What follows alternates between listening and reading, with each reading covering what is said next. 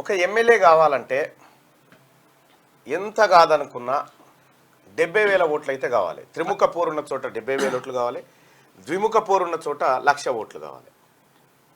అయితేనే ఎమ్మెల్యే కావాలి. తక్కువలో తక్కువ. మీరు మిర్యాలగూడ చూసినారు. నిన్న మిర్యాలగూడలో 15 సార్లు ఎమ్మెల్యే ఎలక్షన్స్ జరిగితే 15 సార్లకు 15 సార్లు అప్పర్ క్యాస్టే. వాళ్ళ జనాభా ఎంత అంటే ఆ 9,000 చిల్లర. నల్గొండ అసెంబ్లీ నియోజకవర్గం తీసుకుంటే నల్గొండ అసెంబ్లీ నియోజకవర్గంలో కేవలం 2 సార్లు మాత్రమే రమాదేవి ఒకరు, ఆ తర్వాత రుద్రమదేవి ఒకరు, ఆ తర్వాత ఇంకొక ఆయన ధర్మభిక్షం. ఇక మిగతా అన్ని సార్లు వాళ్ళే ముఖ్యమంత్రి, వాళ్ళే ఎమ్మెల్యేలు అయ్యారు. ఇప్పుడు మునుగోడు నియోజకవర్గం తీసుకుందాం. మునుగోడు నియోజకవర్గం, ఆ నియోజకవర్గంలో 14 సార్లు ఎలక్షన్స్ జరిగినాయి. 14 సార్లు ఎలక్షన్ జరిగితే ఇప్పటి వరకు ఎంతమంది బీసీలు ఎమ్మెల్యేలు అయ్యారని మీరు అనుకుంటున్నారు? మునుగోడు నియోజకవర్గంలో ఎన్నిసార్లు బీసీలు ఎమ్మెల్యేలు అయ్యారో మీరు అనుకుంటున్నారో ఏందో చెప్పండి. ఒకసారి కామెంట్ రూపంలో తెలియజేయండి. సెట్ అయిందా ఇది? మళ్ళీ ఏమన్నా ఆయన జస్ట్ ఈ లైక్ బటన్ని క్లిక్ చేయండి, అలాగే షేర్ కూడా చేయండి. మునుగోడు నియోజకవర్గంలో 14 సార్లు ఎమ్మెల్యే ఎలక్షన్ జరిగినాయి. 14 సార్లలో ఎన్నిసార్లు రాజ్ కుమార్ 2 సార్లు అయిందని చెప్తా ఉన్నాడు, శేఖర్ గౌడ్ 0 అంటా ఉన్నాడు,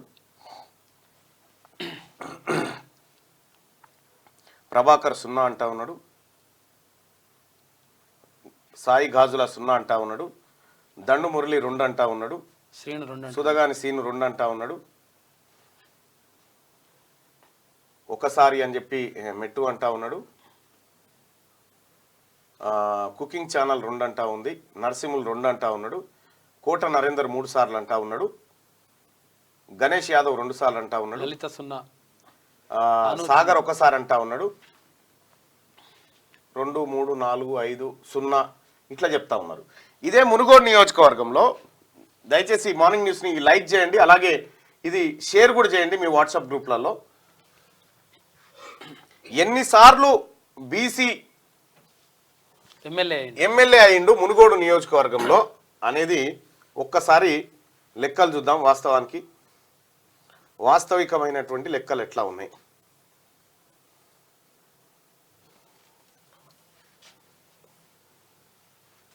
చలో మునుగోడు కాన్స్టిట్యున్సీలో దాదాపుగా ఎంతమంది ఉన్నారంటే 2,40,093 మంది ఓటర్లు. 2,40,093 మంది ఓటర్లు మునుగోడులో ఉన్నారు. అందులో ట్రాన్స్జెండర్స్ వచ్చేసి 9 మంది ఉంటే మేల్ అంటే మగవాళ్ళు 1,20,817 మంది ఉన్నారు. ఫీమేల్ వచ్చేసి 1,19,267 మంది ఇది ఉన్నటువంటి ఓటర్లు. The assembly election took place 14 times. 14 సార్లు మునుగోడులో ఎలక్షన్ అయింది. Out of 14 times OCs got elected for 14 times and BCs got elected not even once. ఒక్కసారి కూడా బీసీ అక్కడి నుంచి ఎమ్మెల్యే కాలే. 14కు 14 సార్లు ఓసీలే ఆడ ఎమ్మెల్యేలు అయ్యారు. మరి ఈ లెక్కన నిజంగా బీసీలు ఎందుకు కాలేకపోయారు? బీసీల ఓట్లు లేవా మునుగోడ్ల? బీసీలు ఎంతమంది ఉన్నారు? 14 సార్లు వాళ్ళే గెలిచి అన్ని ఓట్లు వాళ్ళ దగ్గర ఏమన్నా ఉన్నాయా? ఒక్కసారి ఆ లెక్క కూడా చూద్దాం. మునుగోడులో మొత్తం 1,44,055 అంటే 60% ఓట్లు బీసీలై. 1,44,055 ఓట్లు బీసీలై అంటే 60% ఓట్లు బీసీలై. మెజారిటీ ఓటర్లు బీసీలే. As per the demography of Munugode constituency number of OC voters ఎంతమంది ఉన్నారు అంటే మొత్తం మునుగోడు కాన్స్టిట్యున్సీలో ఓసీలు రెడ్డి, వెలమ, బ్రాహ్మణు, వైశ్య అందరు కలిసి ఎంతమంది ఉన్నారు ఓసీలు అంటే 9,600 మంది ఉన్నారు. 9,600 మంది జనాభా ఉన్నటువంటి ఓసీలు 14 సార్లు గెలిచిర్రు. 1,44,000 ఉన్నటువంటి బీసీలు 0. ఒక్కసారి కూడా గెలవలే. ఇక్కడ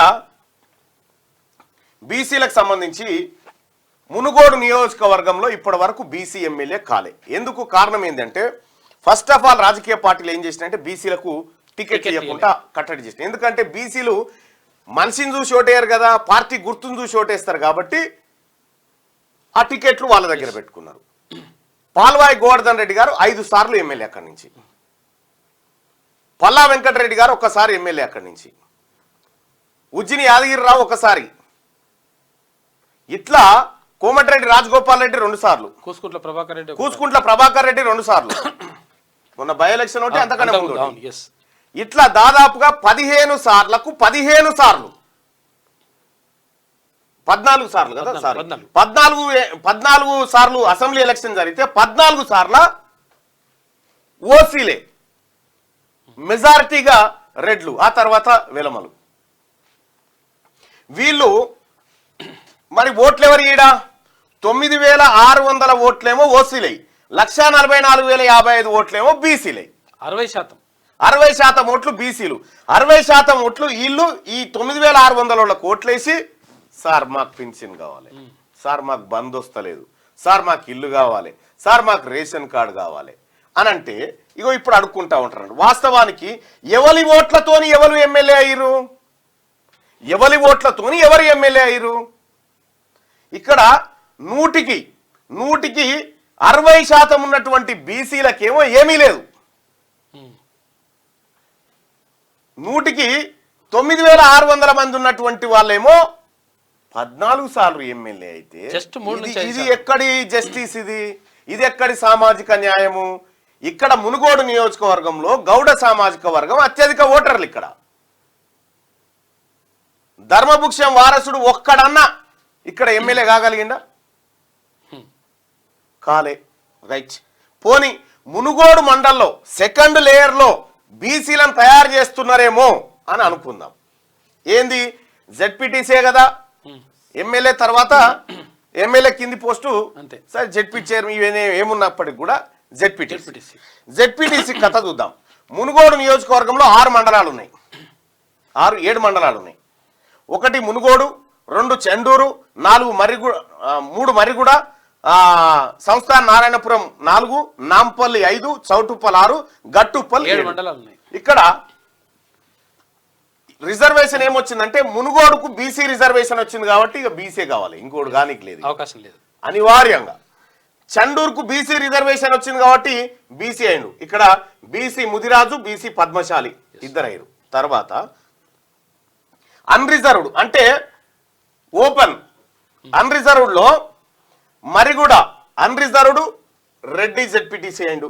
సంస్థాన్ నారాయణపురం ఇక్కడ బీసీ గౌడ అయిండు అన్రిజర్వ్డ్. ఎందుకు బీసీ గౌడ అయిండు సంస్థాన్ నారాయణపురం అంటే సంస్థాన్ నారాయణపురం రాచకొండ ఉద్యమాలకు పెట్టినటువంటి పేరు. అక్కడ రాజకీయంగా చైతన్యం ఎక్కువ ఉంటుంది, ముఖ్యంగా బీసీలో ఎక్కువ ఉంటుంది.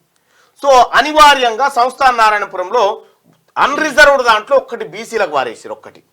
ఇక మిగతాది Nampally OC Reddy ZPTC, Choutuppal OC Reddy ZPTC. ఇక గట్టుప్పల్ మొన్ననే ఏర్పడ్డది కాబట్టి అక్కడ ఎలక్షన్ జరగలేదు. ఇక్కడ బీసీల ప్రాతినిధ్యం ఎంతవరకు ఉందా అంటే ఈ బీసీ రిజర్వ్ మినహాయిస్తే ఒక్క జెడ్పీటీసీ మాత్రమే ఇక్కడ బీసీ గౌడ కాగలిగిండు. ఇక్కడ fortunately this constituency got 3 seats from BC. అయితే 7 మండలాలు ఉంటే 7 2 బీసీ రిజర్వ్డ్ కాగా 1 మాత్రం అన్రిజర్వ్డ్ నుంచి ఇక్కడ బీసీకి దొరికింది. ఇక్కడ వాస్తవానికి ఇక్కడ 9600 మందే కదా వాళ్ళు ఓసీలు ఉన్నది. 9600 మంది ఉంటే ఇక్కడ ఇదే మునుగోడు నియోజకవర్గంలో దళితులు ఎంతమంది ఉన్నారో ఎరికేనా? దళితులు 30,000 మంది ఉన్నారు, ఎస్సీలు 30,000 మంది ఉన్నారు, వాళ్ళకి ఛాన్స్ లేదు. ఎస్టీలు వీళ్ళకంటే ఎక్కువ ఉన్నారు, వాళ్ళకి ఛాన్స్ లేదు. బీసీలు అయితే 60% మంది. ఇగో ఇది బీసీల పరిస్థితి సంస్థాన్ నారాయణపురంలో. ఏది మన మునుగోడు నియోజకవర్గంలో ఇప్పటి వరకు ఒక్క బీసీ కూడా ఎమ్మెల్యే కాలేదు.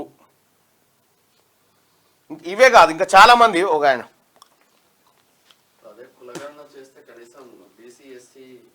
ఈ లెక్క బయటకు వస్తుంది కులగణన చేస్తే. అయితే విషయం ఏంటంటే తెలంగాణ రాష్ట్రంలో అన్నా జర మా లెక్క చెప్పు అని ఒక ఆయన అంటా ఉండు. వాళ్ళ లెక్క ఏందో ఒకసారి చూద్దాం. ఇక్కడ గొల్ల వాళ్ళు యాదవులు ఆయన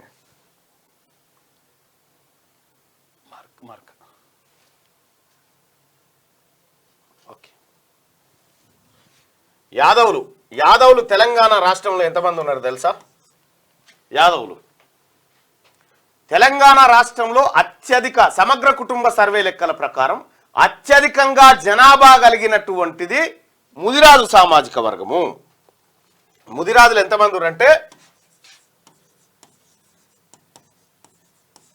సమగ్ర కుటుంబ సర్వే ప్రకారం 24,28,942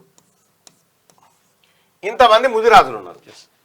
వాస్తవానికి 1,00,000కు ఒక ఎమ్మెల్యే గెలవాలనుకుంటే ఇప్పుడు ముదిరాజులు ఎంతమంది ఎమ్మెల్యేలు కావాలి? 24 మంది ఎమ్మెల్యేలు కావాలి. ఎంతమంది ఎమ్మెల్యేలు అయ్యారు ఇప్పుడు? ఒక్కడే. మరి ముదిరాజులకేని 23 సీట్ల వరకు పోయినట్టు ఆలోచన చేసుకోరు. యాదవుల జనాభా ఎంత ఉందంటే తెలంగాణ రాష్ట్రంలో second largest population community Yadava. ఎంత యాదవులు అంటే 19,77,368 మంది. 19,77,368 మంది యాదవులు ఉన్నారు. ఇక యాదవులు కుర్మా అని ఉంటుంది ఇంకో సామాజిక వర్గం, కుర్మ సామాజిక వర్గం. గొల్ల కుర్మ రెండు కలిపి మెజారిటీ పీపుల్ ఉంటారు. ఇల్లు కుర్మ వాళ్ళు ఎంతమంది ఉంటారు అనుకుంటున్నారు మీరు? ఒకసారి కామెంట్లో తెలియజేయండి. అంటే మీ ఎక్స్పెక్టేషన్స్ ఏంది?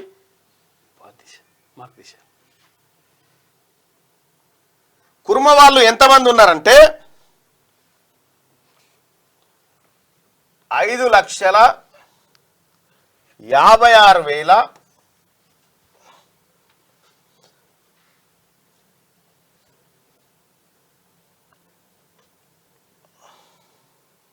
5,56,612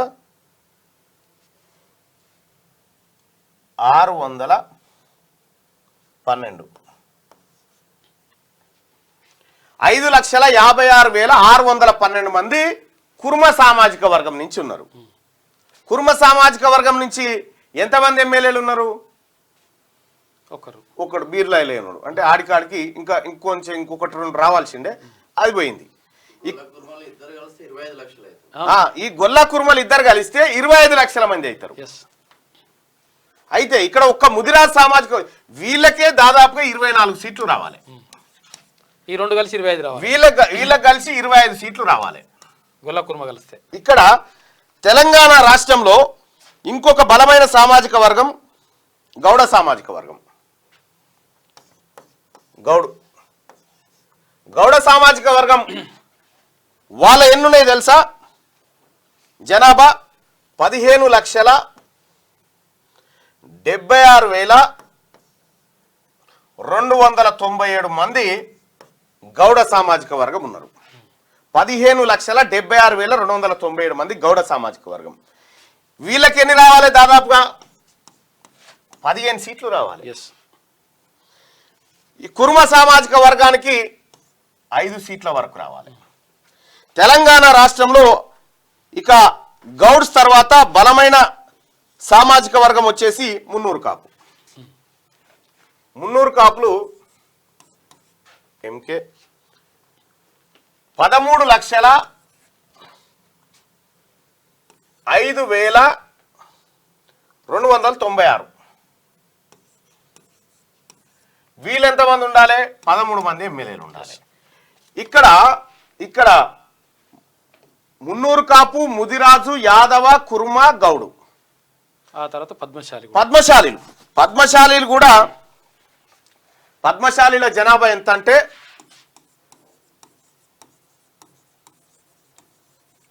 పద్మశాలీల జనాభా 12,15,078 మంది ఉన్నారు. వీళ్ళకి ఎన్ని రావాలి? 12 రావాలి. పద్మశాలీలకు 12 ఎమ్మెల్యేలు కావాలి. ముదిరాజులు 24 ఎమ్మెల్యేలు కావాలి. గొల్ల కుర్మలు కలిస్తే 25 రావాలి. గొల్ల కుర్మలు కలిస్తే 25 రావాలి. గౌడ్లకు 15 రావాలి. మున్నూరు కాపులకు 13 రావాలి. ఇగో ఇది లెక్క. ఇక్కడ చూడండి, వాళ్ళ జనాభా ప్రాతిపదికన చూస్తే 10, 16, 19, 6, 7, 8 89 మంది ఎమ్మెల్యేలు వీళ్ళు కావాలి. ఎస్ 89 మంది ఎమ్మెల్యేలు వీళ్ళు కావాలి లెక్కకు, వీళ్ళ జనాభా ప్రాతిపదిక. ఇంకా చాలా ఉన్నాయి బీసీ కులాల్లో. అయితే బీసీలో ఉన్నటువంటి ఎంబీసీల కోటా కూడా దీంట్లోంచే తీయాలి. ఎందుకంటే వీళ్ళంతా బీసీలు కాబట్టి దీంట్లోంచి కొంచెం 4-5 తగ్గించుకుంటూ పోతే అంత బీసీలు అంతా కలిసి దాదాపు ఒక 80 సీట్లు అయితే ఉండాలి. ఈ తెలంగాణ రాష్ట్రంలో ప్రభుత్వం ఏర్పడడానికి 60 సీట్లు చాలు. 60 సీట్లు చాలు. 60 సీట్లు చాలు. ఇప్పుడు తెలంగాణ రాష్ట్రంలో ఉన్నటువంటి రెడ్డి సామాజిక వర్గానికి సంబంధించినటువంటి జనాభా ఎంత అంటే రెడ్డి 10,11,612. తెలంగాణ రాష్ట్రంలో రెడ్డిల జనాభా 10,11,612 మంది. వీళ్లకు 100కి 100% ఇచ్చినా కూడా 10 ఎమ్మెల్యే సీట్లు రావాలి. ఇక వెలమల జనాభా 1,02,000, 1,02,310. ఇది వెలమల జనాభా. ఈ వెలమలకి ఎన్ని సీట్లు రావాలి? మహా అయితే ఒకటి. కానీ ఇప్పుడు ఎన్ని వచ్చినాయి? 10-14 ఉన్నాయి. 10-14 ఉన్నాయి. మరి ఎవడెత్తుకపోతా ఉండు? ఇక్కడ 10 సీట్లు రావాల్సిన రెడ్డిలకేమో 40 సీట్లు, 43 రెడ్డిలకు. ఇక్కడ ఒక్కటి రావాల్సినటువంటి వెలమలకేమో 14 వచ్చినాయి. మరి ఎవరి సొమ్ముతోటి ఎవడు బతుకుతా ఉండు, ఎవరి ఓట్లతో ఎవడు బతుకుతా ఉన్నాడు అనేది ఇప్పుడు మనం ఆలోచన చేసుకోవాల్సినటువంటి లెక్క. ఇది నా లెక్క కాదు, ఇవి నేనేసిన అంకెలు కాదు, కేసీఆర్ తయారు చేసిన సమగ్ర కుటుంబ సర్వే లెక్కలు ఇవన్నీ. ఇన్ని రోజులు దాచిపెట్టిండే కేసీఆర్. ఏదో నేను ఎమ్మెల్సీ అయినా కాబట్టి నేను దేగలిగిన వీటిని. ఇగో ఈ లెక్కలు, ఇవి సమగ్ర కుటుంబ సర్వే లెక్కలు. మరి మెజారిటీ ప్రజలైనటువంటి బీసీలకు, ముఖ్యంగా ముదిరాజులకు, మున్నూరు కాపులకు, యాదవులకు, కురుమలకు, గౌడ్లకు ఈటి సంగతి ఏం తెలవాలి.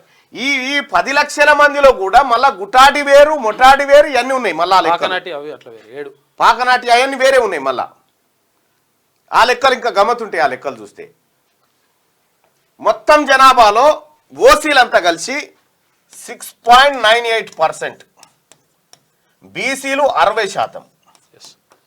ఇది లెక్క. 60% ఉన్నోళ్ళేమో 19 మంది, 60% ఉన్నోళ్ళు 6% ఉన్నోళ్ళేమో 60 మంది. ఇగో ఇది రాజకీయ ముఖ చిత్రం.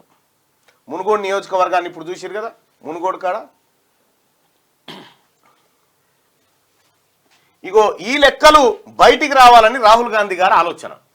ఆయన ఆలోచన ఏంటంటే ఈ లెక్కలు బయటికి రావాలి, ఈ లెక్కలు బయటికి వస్తేనే ప్రజలకు న్యాయం జరుగుతుంది అనేది రాహుల్ గాంధీ గారి ఆలోచన. దానికోసమే మా ప్రయత్నం అంతా.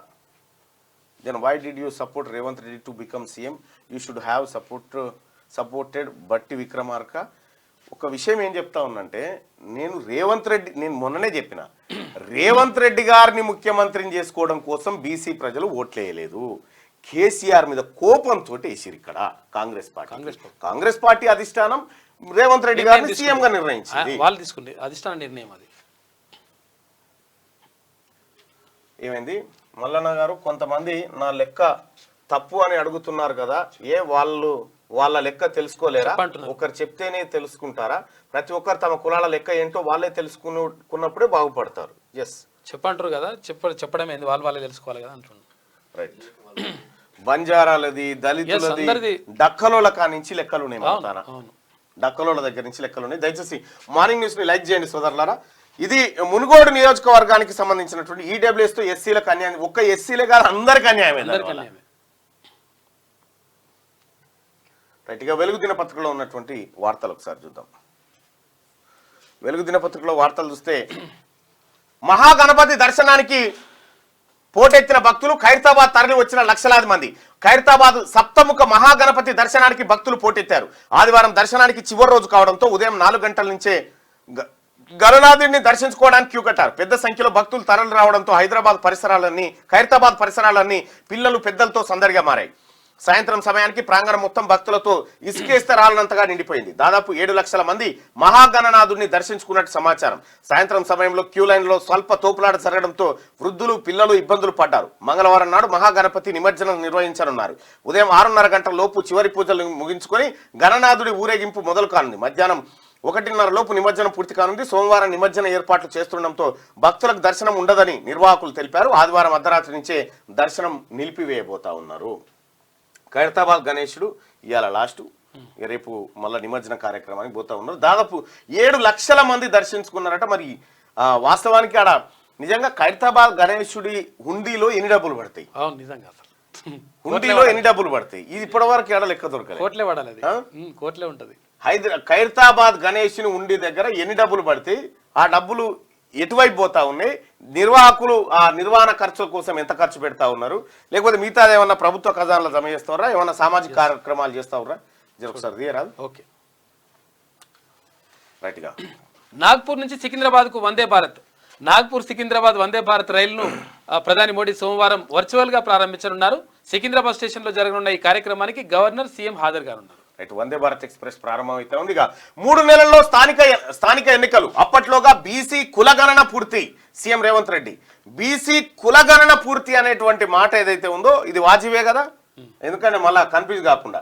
ఈ ఏడాది చివరికల్లా మరో 35,000 ఉద్యోగాల భర్తీ. రాబోయే పంట నుంచే సన్నబొడ్లకు 500 బోనస్. ఇచ్చిన మాట ప్రకారం రుణమాఫీ చేసినాం. రాజీనామా చేస్తానన్న హరీష్ ఏడ దాక్కున్నాడు? ఇది ప్రజాప్రభుత్వం. రాష్ట్రంలో 10 ఏళ్లు కాంగ్రెస్ దే అధికారం. రాహుల్ ను ప్రధాని చేసినప్పుడే ఫైనల్స్ గెలిచినట్టని వ్యాఖ్య. పిసిసి చీఫ్ గా బాధ్యతలు చేపట్టిన మహేష్ కుమార్ గౌడ్. ఇక్కడ 3 నెలల్లో స్థానిక సంస్థల ఎన్నికలు రాబోతా ఉన్నాయి. ఈలోపు బీసీలకు సంబంధించిన రిజర్వేషన్ ని పెంపు ప్రక్రియ అదంతా చేస్తామని చెప్పి ముఖ్యమంత్రి గారు చెప్పిన తర్వాత ఇక్కడ ఈ ఏడాది చివరికల్లా మరో 35,000 ఉద్యోగాల భర్తీ. 35,000 ఉద్యోగాల భర్తీ. సేమ్ ఈడబ్ల్యూఎస్ కోటాలో 10% కేటాయిస్తే ఇక్కడ ఉన్నటువంటి బీసీ, ఎస్సీ, ఎస్టీ వాళ్లకు అన్యాయం జరుగుతుంది. 100కి 8 ఉద్యోగాలు అదనంగా పోతాయి వాళ్ళకి. 35,000లో అంటే ఎంత అవుతుంది అన్న? 10% తీసుకుంటే 3,500 ఉద్యోగాలు పోతాయి. 3,500 ఉద్యోగాలు వాళ్ళకి పోవాల్సినే 500 కాదు, ఓన్లీ రిజర్వేషన్లనే 3,500. రిజర్వేషన్లోనే ఈడబ్ల్యూఎస్ కోటాలోనే 3,500 ఉద్యోగాలు పోతే 3,500 ఉద్యోగాలు పోతే అందులో కేవలం ఈడబ్ల్యూఎస్ కోటా కింద రావాల్సిన 500. 3,000 అదనంగా ఉద్యోగాలు బీసీల తలలకేని ఎత్తుకపోయి అక్కడ ఇచ్చేటువంటి కార్యక్రమం. కాబట్టి ఓసీ కోటాను ఫస్ట్ ఫిక్స్ చేయాలి. ముఖ్యమంత్రి గారు నేను తమరి కలిసి కూడా ఈడబ్ల్యూఎస్ కోటాలో జరుగుతున్నటువంటి అన్యాయం ఏదైతే ఉందో దాన్ని సవరించమని మీకు రిప్రజెంటేషన్ చేయడం జరిగింది. మీరు పరిశీలిస్తున్నట్టుగా చెప్పారు. మరి ఇవి భర్తీ చేసే కంటే ముందు వాళ్ళ జనాభాను లెక్కబెట్టి ఆ జనాభా ప్రాతిపదికన ఈ ఉద్యోగాలు భర్తీ చేయాలి. లేకపోతే 30 సంవత్సరాల పాటు ఈ బిడ్డలకు ఆ ఉద్యోగాలు దొరికే. మళ్ళా అగ్రవర్ణ పేదలకు ఇవ్వాల్సిందే వద్దంటలేము కదా. నీకు ఏం చెప్పింది ఈడబ్ల్యూఎస్ లో అప్ టు 10% అన్నది, కానీ 6.98% ఉన్న వాళ్ళకి 10% ఎట్లా ఇంప్లిమెంట్ చేస్తారు? ఇది నా ప్రశ్న కాదు. జగిత్యాల ఎవరు జీవన్ రెడ్డి సాబ్ చేస్తున్నటువంటి మాట. అరే మేము 5% ఉంటే మాకు 10% రిజర్వేషన్ ఇచ్చారు, ఇది ఎక్కడ అన్యాయం రా బాయ్, బీసీలకు అన్యాయం చేస్తున్నారని ఆయన చెప్పిన మాట అనేది. కోదండ రామ్ గారు చెప్పింది ఈ మాట. ఈ 6.8% కూడా అసలు యాక్చువల్ గా మొత్తం అది ఆ మొత్తంలో ఈడబ్ల్యూఎస్ ఎంత మంది ఉన్నారు అనేది ఇంపార్టెంట్. 1 or 2% వీకెండ్ సెక్షన్ ఎంత మంది ఉన్నారు అనేది ఇంపార్టెంట్. 1 or 2% 350 రావాలి, కానీ 3,500 వస్తా ఉన్నాయి. వీకెండ్ సెక్షన్ కి 100% న్యాయం జరగాల్సిందే. కాకపోతే వాళ్ళ జనాభా దామాష ప్రకారం 3-4 నెలల్లో స్థానిక సంస్థల ఎన్నికలు నిర్వహిస్తామని సీఎం రేవంత్ రెడ్డి ప్రకటించారు. ఆ లోపే బీసీ కులగణన పూర్తి చేస్తామన్నారు. రాష్ట్రంలో బీసీ జనాభా లెక్కలను తీయాల్సిన బాధ్యత తమపై ఉందని తెలిపారు. బీసీ జనాభా కాదు సార్, బీసీలో ఉన్న కులగణన. ఇగో ఈడొచ్చింది బాధ. ఇగో ఈయనే ఉంది అసలు పాయింట్. బీసీ జనాభా లెక్కలను తీయాల్సిన బాధ్యత తమపై. బీసీ జనాభా కాదు, రాహుల్ గాంధీ సాబ్ చెప్పింది కులగణన చేయాలని చెప్పిండు. ప్రతిసారి బీసీ జనాభా లెక్కలు తీస్తారు, ప్రతిసారి తీసేది బీసీ జనాభా లెక్కలే. ఎందుకంటే రిజర్వేషన్ ఫిక్స్ చేయాలి కానీ రాహుల్ గాంధీ గారు చెప్పింది అంటే బీసీల్లో ఉన్నటువంటి కులాలను లెక్క పెట్టమని చెప్పిండు. కులాల జనాభా లెక్క పెట్టమని, నాట్ ఓన్లీ బీసీ, అన్ని కులాలకు సంబంధించినటువంటి ఓసీలో ఉన్నటువంటి కులాలను కూడా లెక్క పెట్టమని చెప్పిండు. సో కాబట్టి ఇక్కడ జాగ్రత్తగా గమనించాలి, బీసీ జనాభా లెక్కలను తీయాల్సిన బాధ్యత తమపై ఉందని తెలిపారు. బీసీ జనాభా లెక్కలు కాదు సార్, కులగణన చేయాల్సిన బాధ్యత. స్థానిక సంస్థల ఎన్నికల్లో కార్యకర్తలను గెలిపించుకునేందుకు కాంగ్రెస్ నాయకులంతా నడుం బిగించాలని ఆయన పిలుపునిచ్చారు. పీసీసీ కొత్త అధ్యక్షుడిగా మహేష్ కుమార్ గౌడ్ ఆదివారం గాంధీ భవన్లో బాధ్యతలు స్వీకరించారు. ఇన్నాళ్లు పీసీసీ చీఫ్ గా ఉన్న సీఎం రేవంత్ రెడ్డి ఆ బాధ్యతలను మహేష్ గౌడ్ కు అప్పగించారు. అనంతరం జరిగిన బహిరంగ సభలో సీఎం మాట్లాడారు. రాష్ట్రంలో అధికారంలో ఉన్నామంటే అది కార్యకర్తల శ్రమేనని, తమ ఎన్నికల కన్నా ఎక్కువగా లోకల్ బాడీ ఎన్నికల్లో కార్యకర్తల గెలుపు కోసం కష్టపడతామని చెప్పారు. సమన్వయంతో ప్రతి కాంగ్రెస్ కార్యకర్త ముందుకు కదిలితే ఫామ్ హౌస్ లో సేద తీరుతున్న కేసీఆర్ గుండెలు అదరాలని చెప్పి ముఖ్యమంత్రి గారు అన్నారు. ఆదివారం గాంధీ భవన్లో పీసీసీ చీఫ్గా బాధ్యతలు చేపట్టిన మహేష్ కుమార్ గౌడ్ను అభినందిస్తున్న CM Revanth Reddy, deputy CM Bhatti, party in charge Deepa Das Munshi, పక్కన మంత్రులు ఉత్తమ్, వెంకటరెడ్డి, పొంగులేటి తదితరులు ఉన్నారని చెప్పి. ఇక కాంగ్రెస్ కార్యకర్తల జోలికి వస్తే వీపు చింతపండు అవుతుంది అంటే ఇప్పుడు ఎందుకు వస్తారు? మనమే అధికారంలో ఉంటుంది, ఇంకా చింతపండు ఎక్కడిది, ఏం చేసేది ఏముంది? కాబట్టి ఏంటంటే ఇది భావోద్రేగానికి పనికొస్తుంది. కానీ ఇప్పటికీ అనేక మంది కాంగ్రెస్ పార్టీ కార్యకర్తల మీద అడ్డగోలుగా కేసులు పెట్టిరు గత ప్రభుత్వం. ఫస్ట్ నిన్న హనుమంతరావు అదే చెప్తా ఉన్నాడు. 3 రోజులుగా మా కార్యకర్తలపై దాడులు చేసేందుకు కొందరు ప్రయత్నిస్తున్నారు. మా కార్యకర్తలు ఎవరి జోలికి పోరు. ఎవరైనా మా కార్యకర్తల మంచితనాన్ని చేతగానితనంగా తీసుకుంటే వీపు చింతపండు అవుతుంది. పీసీసీ కొత్త చీఫ్ మహేష్ కుమార్ గౌడ్ సౌమ్యుడు అనుకోవద్దు, ఆయన వెనకాలే నేను ఉన్నాననే విషయాన్ని మర్చిపోదు. కాంగ్రెస్ కార్యకర్తల జోలికి వస్తే ఊరుకునేది లేదని చెప్పి సీఎం రేవంత్ రెడ్డి అంటా ఉంటే ఈయనేమన్నాను, నేను అంత సౌమ్యుని ఏం కాదు, మీరు అనుకున్నంత సౌమ్యుని ఏం కాదని చెప్పి మహేష్ కుమార్ గౌడ్ చెప్పినటువంటి మాట. వాస్తవానికి మహేష్ కుమార్ గౌడ్ ఆయన సామాజిక వర్గము బలమైన బీసీ సామాజిక వర్గం, ఆయన ఎందుకు బలహీనుడు అవుతాడు? బలవంతుడు ఆయన. పీసీసీ అధ్యక్షుడిని అయినా నేను కార్యకర్తని, ప్రభుత్వ కార్యక్రమాలను ప్రజల్లోకి తీసుకెళ్తాం. కార్యకర్తలకు పీసీసీ చీఫ్ మహేష్ గౌడ్ పిలుపు. హైడ్రాను జిల్లాలకు కూడా విస్తరించాలి. తెలియకుండా చెరువుల దగ్గర జాగాలు కొన్న పేదలకు వేరే దగ్గర ఇండ్లు కట్టివ్వాలి. ప్రతి జిల్లాలో కాంగ్రెస్ ఆఫీసుల కోసం స్థలాలు కేటాయించాలని సీఎంకు వినతి పత్రం సమర్పించిండు. ఇవాళ రాజీవ్ విగ్రహావిష్కరణ సెక్రటరియట్ ముందు ఏర్పాటు చేసిన రాజీవ్ గాంధీ విగ్రహాన్ని సీఎం రేవంత్ రెడ్డి ఇవాళ సాయంత్రం ఆవిష్కరించనున్నారు. ఈ కార్యక్రమంలో డిప్యూటీ సీఎం భట్టి, తర్వాత పీసీసీ చీఫ్ మహేష్ కుమార్ గౌడ్, మంత్రులు పాల్గొనున్నారు. మీరట్లో బిల్డింగ్ కూలి 10 మంది మృతి. యూపీలోని మీరట్లో 3 అంతస్తుల బిల్డింగ్ కూలి ఒకే కుటుంబానికి చెందిన 10 మంది మృతి చెందారు. అదే 50 ఏళ్ల పాత బిల్డింగ్ వర్షానికి తడిసి శనివారం ఒక్కసారిగా కుప్పకూలిపోయింది. ఇక పాలమూరుపై బీఆర్ఎస్ పచ్చి అబద్ధాలు. 27,000 కోట్లు ఖర్చు పెట్టి 1 ఎకరాకు నీళ్లు ఇవ్వలే. మంత్రి ఉత్తమ్. ఎన్సీపీ మేజర్ కెనాల్ కు గండిపడిన ప్రాంతాల్లో చేస్తున్న పనులను పరిశీలిస్తున్న మంత్రి ఉత్తమ్ కుమార్ రెడ్డి. కాళేశ్వరం నుంచి బీఆర్ఎస్ పాదయాత్ర చేస్తే అభ్యంతరం లేదు, రాజకీయ దురుద్దేశంతోనే మాపై ఆరోపణలు చేస్తున్నారు. నిర్ణీత గడువులోగా పెండింగ్ ప్రాజెక్టులు పూర్తి చేస్తాం. రాష్ట్రంలో ప్రకృతి విపత్తు నష్టం 10,300 కోట్లు. కేంద్రానికి వరద నష్టంపై నివేదిక సమర్పించినాం. విపత్తు సమయంలో వేగంగా స్పందించిన ప్రభుత్వం తమదేనని వెల్లడి. సూర్యాపేట జిల్లాలోని కోదాడ, హుజూర్నగర్ లో పర్యటన. చేతబడి అనుమానంతో 5గురి హత్య.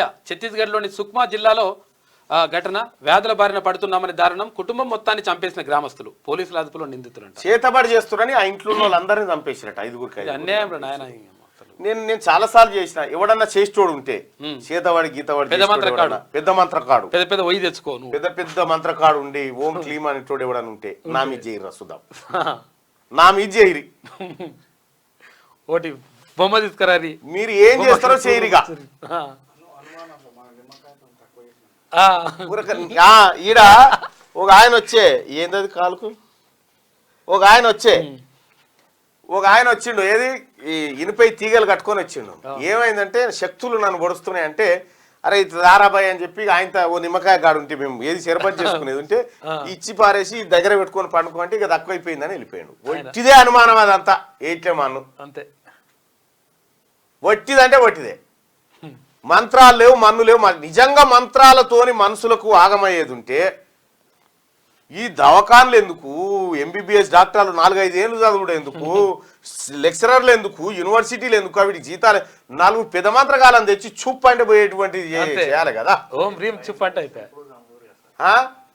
ఎప్పుడో నీకు నిజంగా వారి మంత్రాలు వచ్చింటే వాడు ఈ దేశంలో ఉన్న మందినంతా చంపి ఆడే రాజు అని ప్రకటించుకోను. అంతే. అంతా ఉత్తది. మంత్రాలు లేవు, లొట పీసులే ఏం లేవు. ఓ విశ్వాసం. అంతే. ఆ విశ్వాసం మూఢ విశ్వాసంగా అంబేద్కర్ ఆడవాళ్ళని ముందుగా ఎందుకు చదువుకోమని చెప్పిందంటే ఇవి ఎక్కువ నమ్మేది వాళ్ళే కాబట్టి ఫస్ట్ వాళ్ళు చైతన్యవంతమైతే ఇలా ఆటలు సాగమని అంబేద్కర్ ఆ మాట చెప్పిండు. ఈ మంత్రాల నెపంతోటి ఇప్పటికి కూడా ఈ ఊర్లో మన ఊర్లో పండి కూడా మస్తుకున్నారు. మీ ఊళ్ళో ఉన్నారు అయ్యా మంత్రగాళ్ళని పిలుస్తారా ఎవరన్నా? ఊర్లే మంత్రగాళ్ళని పిలుస్తారా?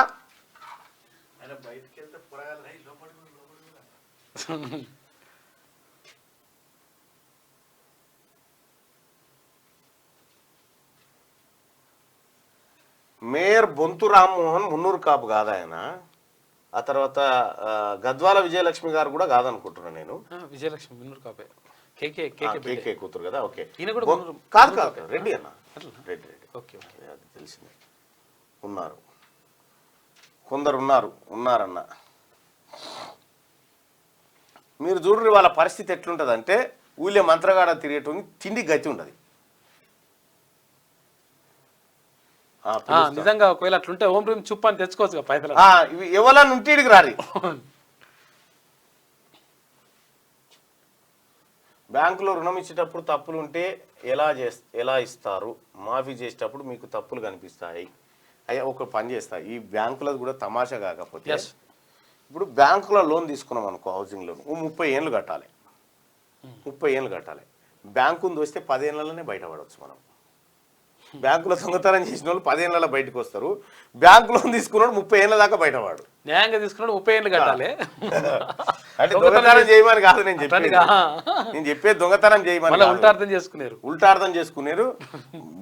ఇప్పుడు బ్యాంకుల లోన్ తీసుకున్నాం అనుకో, 30 ఏళ్ళు కట్టాలి ఈఎంఐ. అది ఒడవది మన లేదు, కడతనే ఉండాలి. ఇక మా ఇంటిలో నక్కే ఉంది, 30 ఏళ్ళే ఉన్నట్టుంది. విషయం ఏంటంటే దీనికి 30 ఏళ్ళు కట్టాలి, విముక్తి కామ్. బ్యాంకులో దొంగతనం చేయి, గరిష్టంగా శిక్ష 2-3 ఏళ్ళ కంటే ఎక్కువ ఉండదు. 5 ఏళ్ళకే అవతలు ఉంటావు మళ్ళా. అమ్మ జీవితం.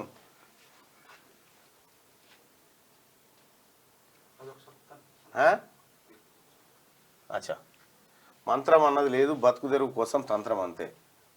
ఒక ఆయన ఉల్లిగడ్డ కోసేస్తుంటాడు, ఒక ఆయన నిమ్మకాయ ఇటో పచ్చి అటో పచ్చి వేస్తుంటాడు, పిండిని బొమ్మ చేస్తాడు, బొమ్మ వేసి ఇట్లా సూదులు కూర్చుడు. అది పెద్ద ఇంకా పిహెచ్డి మంత్రాలలో పిహెచ్డి డాక్టరేట్లు. ఇక ఉత్తుతో ఏమో ఈ చిన్నగా ఏదో 4 తోవల కాడ దిష్టి మంత్రాలు, ఇంకా చాలా దిష్టి మంత్రాలు. ఒక ఆయన చీపురు గట్టతోని, ఒక ఆమె జడతోనంటా ఉంటాడు, ఒక ఆయన చెప్పుతోనంటా ఉంటాడు. ఇక ఆ మంత్రం ఏందిరా మంత్రం అంటే చెప్పొద్దు, ఇది చెప్తే పారదు. మరి ఈయనకేటో తెలిసింది, ఎవడని చెప్తేనే కదా. అట్లే జరిగింది గీడ. జడ్చర్ల కాడ వాని ఇల్లు కొంట, పక్క ఇల్లు కొంట తానికి ఈ ఇంటోడు ఏం చేసిందంటే పసుపు నిమ్మకాయ ఇదంతా చల్లిండు. చలి అంతా వాళ్ళ ఇంటి వాళ్ళంతా బేవర్ష అయిపోతే వీడికి వస్తే చెప్పిన అవన్నీ తేరని ఆయన వాడు నిమ్మకాయ వేయగానే మంచిగా గడుపుకొని పోయి షర్బత్ చేసుకొని తాగురని చెప్పిన.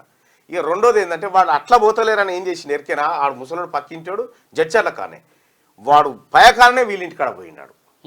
ఆఖరికి పెద్ద కేసు అయింది జడ్చర్ల కాడ. అది ఆ కథ అట్లా పెడితే మంత్రగాన్ని కొట్టాను కానీ నాకు ఏం కాలేదట. మంత్రగానికి నువ్వు కొడితే వానికే అవుతుంది కదా, అవుతుంది, ఏం ఆగదు. కానీ కొందరు ఉన్నారన్నా, నేను రియల్గా చూసా. విజయ్ కొమ్ము జర ఆయనను పట్టుకరా, నువ్వు ఎవరిని చూసినావు వాళ్ళని పట్టుకొని రా. ఆ మంత్రగాన్ని మార్నింగ్ న్యూస్ లకు నేను ఆహ్వానిస్తాను. ఆ మంత్రగాన్ని ఎవరన్నా ఉంటే అన్ని ఉత్తమాటలే, మంత్రాలు లేవు, లొటపీస్ లేవు. ఎట్లా మంత్రాలు వస్తాయా? మంత్రగాడు మరి వండుకోవద్దు కదా, ఇక చుప్పు అంటే మా అన్నం తయారై తినాలి కదా, అంతే. అంత ఉత్తమాట ఏం నమ్మకూరి. మాది జడ్చర్ల. ఎస్, అందరూ ప్రెస్ మీట్ పెడితే రమ్మని పిలిచిరు, ఎందుకు పోలే అన్న అంటాడు. నన్ను ఎవరు పిలిచి, నన్ను ఎవరు పిలవలే అన్న. మా 2 లక్షల పైన రుణమాఫీ గురించి మాట్లాడారు. ఎస్. అయితే ఇంకో విషయం ఏంటంటే, ఇక కొంచెం మంది ఎచ్చులకు పోతా ఉంటారు. కేసీఆర్ది bullet proof bathroom bullet proof bathroom అయినది. అందులోకి ఎవడన్నా కొట్టినా కూడా బుల్లెట్ బాత్రూమ్లే కాలుస్తుండొచ్చు, ఎవడన్నా కాల్చిన బాత్రూమ్లే సిడి పెడుతుండొచ్చురా. ఇట్లే ఒక 4 కూర్చొని పెంకుతావురట. మా బాత్రూమే 3 లక్షలు ఉంటుందని ఒక ఆయన అన్నాడు. ఇంకో ఆయన నాది ఏడ చూసినావు, నాది మెయిన్ హాల్ అంత ఉంటుంది నా బాత్రూమ్, 20 లక్షలు పెట్టి చేయించినాడు. ఆడ ఆయన ముసలాయన దొద్ది కట్టుకొని ఛాయ్ తాగుతున్నట్టు అదే హోటల్ కాడ. నాది 7 కోట్లు ఉంటుందా అని చెప్పిండు. అంటే మీరక్క మీదెట్లా అంటే మీ 10 లక్షల బాత్రూమ్ నువ్వు పోతూ 30 నేను 7 కోట్ల భూమిలో పోయేస్తారు మళ్ళీ ఇలా పోయిందంటే రేపు పోను. కొత్తదే రైట్. ఎటో బాగా టాపిక్ చేతబడి కాడికి ఎంత తొలకపోయినావు అయ్యా. RRRలో ఏఐ టెక్నాలజీ అంట డిజైన్లలో ఉపయోగించేందుకు ప్రభుత్వం ప్లాన్ చేస్తుంది. సౌత్ పార్ట్లో ఎక్కువగా వినియోగం. ఇక ఏఐ ఎక్స్పర్ట్స్ తో త్వరలో ప్రజలకు కూడా నేను ఒకటి చెప్తా, భావోద్రేకం అనేది ప్రజలకి ఇప్పుడు ఎప్పుడైనా ప్రజలు నిన్ను ఇప్పుడు సుదర్శన్ నన్ను తిట్టింది అనుకో, నేను పట్టించుకుంటే కనెక్ట్ అవుతావు, పట్టించుకోలేదు అనుకో సుదర్శన పూల. కాబట్టి నువ్వు ఎప్పుడైనా నిన్ను వాడు ఇట్లా అన్నాడు వాడు నువ్వు పట్టించుకోకు, నీ పనిలో నువ్వు అంతే, నువ్వు పట్టించుకోకు. మన వాడు కూడా నీకోసమే పని చేస్తున్నా అనుకో నువ్వుకో అంతే, సెట్ అయిపోతుంది లెక్క. ఇక మంత్రగాడు తిట్టిండు కొట్టిండు వాడు ఊదిండు నా మీద, వాని మానాన వాడిని వదిలేది. ఏ ఎక్స్పర్ట్స్ తో త్వరలో కమిటీ ఏర్పాటు. చివరి దశకు చేరుకున్న నార్త్ పార్ట్ భూసేకరణ అంట. రాష్ట్ర ప్రభుత్వం ప్రతిష్టాత్మకంగా తలపెట్టిన regional ring road north part south పార్ట్లో ఆర్టిఫిషియల్ ఇంటెలిజెన్స్ ను వాడనున్నారు. ఆ ప్రాజెక్టులో భాగంగా చేపడుతున్న geo tagging, interchangers, cross overs design లో ఏఐ కీలక పాత్ర పోషించనున్నది. 2 సైడ్ల నిర్మాణాలను పర్యవేక్షణ కోసం డ్రోన్ ద్వారా ఏఐ టెక్నాలజీని ఉపయోగించుకునేలా సర్కార్ ప్లాన్ చేసినట్టు సమాచారం. 20 టౌన్లు, 125 గ్రామాలు, 17 స్టేట్స్, నేషనల్ హైవేస్ ను కనెక్ట్ చేస్తూ RRR 2 పార్ట్స్ లో రూట్ల నిర్మాణం ఊపందుకుందట. RRR లో ఏఐ టెక్నాలజీ వాడుతూ ఉన్నారట. ఈ ఏఐ వచ్చిన తర్వాత చాలా పెద్ద ప్రమాదం. మంచిదా చెడ్డదా చెప్పనీకి అర్థమవుతలేదు. ఇక ఈ టర్మ్ లోనే జమిలీ ఎన్నికలు. మోదీ 3.0 సర్కార్ హయాంలోనే అమలుకు కసరత్తు చేస్తున్నట. 1 నేషన్ 1 ఎలక్షన్ దిశగా ఎన్డీఏ అడుగులు. అన్ని పార్టీల నుంచి మద్దతు లభిస్తుందని ధీమా. రేపటితో మోడీ 3.0 సర్కార్కు 100 రోజులు. ఇదే కరెక్ట్ అనుకుందాం మనం, ఇదే కరెక్ట్ అనుకుందాం. ఈ టర్మ్ లోనే జమిలీ ఎన్నికలు అని చెప్పారు. ఇప్పుడు జమ్మూ కాశ్మీరు, జార్ఖండేనా, హర్యానా ఈ ఎన్నికలు అవుతా ఉన్నాయి. నిజంగా ఇది వచ్చేది ఉంటే అవి ఎందుకు పెడుతుండే? ఆగుతుండే కదా, అలానే కలిపి కొడుతుండే. కేవలం ఎన్నికల కోసం అప్లోడ్ స్టేట్మెంట్లు వస్తుంటాయి. ఇట్లా చదువు. దేశంలో జమిలీ ఎన్నికల అంశం మరోసారి తెరపైకి వచ్చింది. ఇక ప్రధాని నరేంద్ర మోడీ నేతృత్వంలోని ఎన్డీఏ 3.0 సర్కార్కు 100 రోజులు పూర్తి కానున్న నేపథ్యంలో ఈ టర్మ్ లోనే అదంత వాల్యుబుల్ వార్త కాదు, దాని నమ్మశక్యం కూడా లేదు. మహిళా జడ్జీలు కఠినంగా వ్యవహరించాలి. న్యాయ వ్యవస్థలో ఇబ్బందులు తప్పట్లేదు. జస్టిస్ హిమా కోహ్లీ అధికార పరిధిని ఎందుకు పరిమితం చేసిండ్రు? చైల్డ్ ఫ్యామిలీ కోర్టులు మహిళా జడ్జీలే నిర్వహించాలా? బెంచ్ ఏర్పాట్లో లింగ వివక్ష హేయమైన చర్య. కేసులు చూసి తీర్పు ఇవ్వాలి, ముఖాలు చూసి కాదు. జడ్జీలు కూడా మనుషులే, తప్పులు చేయడం సహజమని వ్యాఖ్య. లక్షవరాల మాట చెప్పింది. ఇక్కడ మహిళా జడ్జీలు కఠినంగా వ్యవహరించాలి. ఎందుకు వ్యవహరించకూడదు? మళ్ళా మహిళల మీద అత్యాచారాలు, మహిళల మీద ఘోరాలు, మహిళల మీద మర్డర్లు, మానభంగాలు జరిగితే ఉగ్ర రూపం దాలుస్తూ ఉంటారు జడ్జీలు. కానీ ఇదే సుప్రీంకోర్టులో 33% మంది మహిళా జడ్జీలు ఉన్నారా? హిమా కోహ్లీ గారు ఇక్కడ చేసిపోయి సుప్రీంకోర్టు పోయినట్టు ఎంతమంది ఉన్నారు? మరి సుప్రీంకోర్టులోనే మహిళలకు జాగలేకపోతే మనం మందికి ఎట్లా చెప్పగలుగుతాము? కాబట్టి ఇక్కడ ఫ్యామిలీ కోర్టులో కూడా చాలా మటుకు మహిళా జడ్జీలను పెడతా ఉంటారు. అది వివక్ష అని చెప్పి ఆమె అంటావు. ఫ్యామిలీ కోర్టులో మహిళా జడ్జిని పెడతాం. వాళ్ళ ఇప్పుడు మహిళలకు న్యాయం జరగాలి అంటారు. ఇక మొగోడు వచ్చిదేనాడా వాళ్ళకి అన్యాయం జరిగినట్టుగా. అంటే ఆమె ఏం చెప్తా ఉంది? కీలకమైంది, కేసులో చూసి తీర్పు ఇవ్వాలి, ముఖాలు చూసి కాదు. ఆడోళ్ళ మొగోళ్ళని కాదాడా, వాస్తవం ఏందని చూసి ఇవ్వాలండి. ఇప్పుడు మహిళా జడ్జీలను మాత్రమే ఫ్యామిలీ కోర్టులకు, ఆ తర్వాత చైల్డ్ కోర్టులకు వేస్తా ఉన్నారు. మరి మిగతా మేల్స్ చేయరా ఈ పని? మగ జడ్జీలు చేయరా ఈ పని? మేమే ఎందుకు చేయాలి? వివక్ష ఎందుకు అని అడుగుతా ఉంది. ఈమెకు సుప్రీంకోర్టే సమాధానం చెప్పాలి. 30 కిలోమీటర్లకు ట్రామా కేర్ సెంటర్, జిల్లాకు డి అడిక్షన్ సెంటర్, మరిన్ని డయాగ్నోస్టిక్ హబ్స్. రాష్ట్రంలో ప్రజారోగ్య వ్యవస్థ బలోపేతానికి రోడ్ మ్యాప్. దశల వారీగా 4 ఏళ్లలో అమలు. సుమారు 5,000 కోట్లు ఖర్చు అవుతుందనే అంచనా. ప్రభుత్వానికి నివేదిక అందజేసిన ఆరోగ్య శాఖ. ట్రామా కేర్ అంటే ఏం లేదు, యాక్సిడెంట్ అయితే తట్టుకున్న గంట లోపల అడిగి తీసుకొని పోవడం, పక్కనే ఉంటుంది కాబట్టి. రైట్ గా మార్నింగ్ న్యూస్ చూస్తున్నటువంటి జై ముదిరాజ్ మంత్రగాళ్ళు ఉంటే వాళ్ళు తిననీకి తిండి ఉండక అలా చేస్తారు. వాళ్ళకు తిననీకి తిండి ఉండక అలా చేస్తారని చెప్పి అంటున్నారు. ఓకే, మున్నూరు కాపు జనాభా ఇప్పుడు చెప్తిగా సమగ్ర కుటుంబ సర్వే లెక్కల ప్రకారం 13 లక్షల చిల్లర ఉన్నారు. అయితే ఒక పొరపాటు ఏం జరిగిందంటే ఈ నిజామాబాదు ఈ ప్రాంతంలో మున్నూరు కాపులకు రెడ్డి అని పేరు ఉంటుంది. మహబూబ్ నగర్ ఈ ప్రాంతంలో వాళ్ళని తీసుకుపోయి రెడ్డిలలో కలిపి అందుకే ఆ రెడ్డిలు 10 లక్షలు అయ్యి. వాస్తవమే, అది కరెక్ట్. రెడ్డిలను పెట్టుకుంటున్నారు చాలా మంది. విశ్వకర్మ జయంతి తెలంగాణ రాష్ట్రం అధికారికంగా జరపాలి. 17 తారీఖు ఉందంట. బాజిరెడ్డి గోవర్ధన్ అని ఉంటుంది. పోటాపోటీగా సెప్టెంబర్ 17 పబ్లిక్ గార్డెన్ సెప్టెంబర్ 15 నాడు పోటాపోటీగా పార్టీలు విమోచన ఏమవుతు పోటాపోటీగా పేద వర్గాలకు గవర్నమెంట్ హాస్టళ్లకు నిధులు ఇరి పార్టీలు అన్ని కలిపి మేము ఎక్కువిస్తామని మిమ్మల్ని ఆప్తే మిమ్మల్ని ఎవడన్నా అట్టెట్టిస్తారని అడిగితే నాది బాధ్యత. అలా సంగతి చూద్దాం. పబ్లిక్ గార్డెన్ లో తెలంగాణ ప్రజాపాలన దినోత్సవం ఇంకా ఇదే కాదు, మా ప్రవీణ్ చెప్తామండి. ఇప్పుడు గణపతులు పెడతారు, గణపతి నన్ను లేచి వచ్చి ఇక అది తీసి ఇక మండపం ఎక్కడోడు అక్కడ ఇక్కడ పట్టాడు, ఇక తీపోరాని బతిరాడాలి. ఇప్పుడు అయిపోయినాక ఇక ఇది అంతే. 17 దాటితే మళ్ళా విమోచన లేదు, ఏం లేదు. ఒక్క 17 తారీఖు మాత్రమే వాళ్ళకు పరిశాన్. క్యాలెండర్లకి 17 కమ్మ చింపేసి తొడిచిపోవు ఒకేసప్పుడు. ఆగస్టు 15 వస్తే ఎక్కడ లేని దేశభక్తి. పబ్లిక్ గార్డెన్స్ లో తెలంగాణ ప్రజాపాలన దినోత్సవం రాష్ట్రంలోని కాంగ్రెస్ ప్రభుత్వ ఆధ్వర్యంలో నిర్వహణ. ఇక అమిత్ షా సహా 4 కేంద్ర మంత్రులకు ఆహ్వానం. పెరేడ్ గ్రౌండ్ లో తెలంగాణ విమోచన దినోత్సవం కేంద్ర సర్కారు వేడుకలు. ఇక సీఎం రేవంత్ రెడ్డికి పిలుపు ఇచ్చిండ్రట. ఇక పేరు మార్పు సబబు కాదు, నేను రాలేను అని చెప్పేసి కిషన్ రెడ్డి అంటుండు. ఏపీలో వైపీఎస్లపై వేటు అట. ఐపీఎస్లు కాదు, వైపీఎస్లు. ముగ్గురు సీనియర్ ఐపీఎస్లు పిఎస్ఆర్, కాంతిరాణా, విశాల్ గున్ని సస్పెన్షన్. ముంబై నటి జేత్వాని కేసులో సంచలనం. డీజీపీ నివేదిక పరిశీలించాక ఉత్తర్వులు జారీ. వైసీపీ హయాంలో పెద్దల ఆదేశాల మేరకు అడ్డగోలుగా వ్యవహరించిన అధికారులు. జగన్ స్నేహితుడు సజ్జన్ను కాపాడేందుకు కాదంబరిపై అక్రమ కేసు బనాయింపు. వైసీపీ నేత విద్యాసాగర్ ఫిర్యాదుతో నమోదు. ఆంజనేయులు ప్లాను, రానా గున్ని యాక్షన్. ముంబైలో జేత్వాని కుటుంబాన్ని అరెస్ట్ చేసి విజయవాడ నగరానికి తరలింపు. పరిధి దాటి వ్యవహరించారన్న డీజీపీ. ఐపీఎస్లు పోలీసులు తప్పు చేశారని వెల్లడి. ఇగో వీళ్ళు సోషల్ మీడియాలో ఇలా రీల్స్ బీల్స్ ఒక్కటి కాదు ఇలా కథ.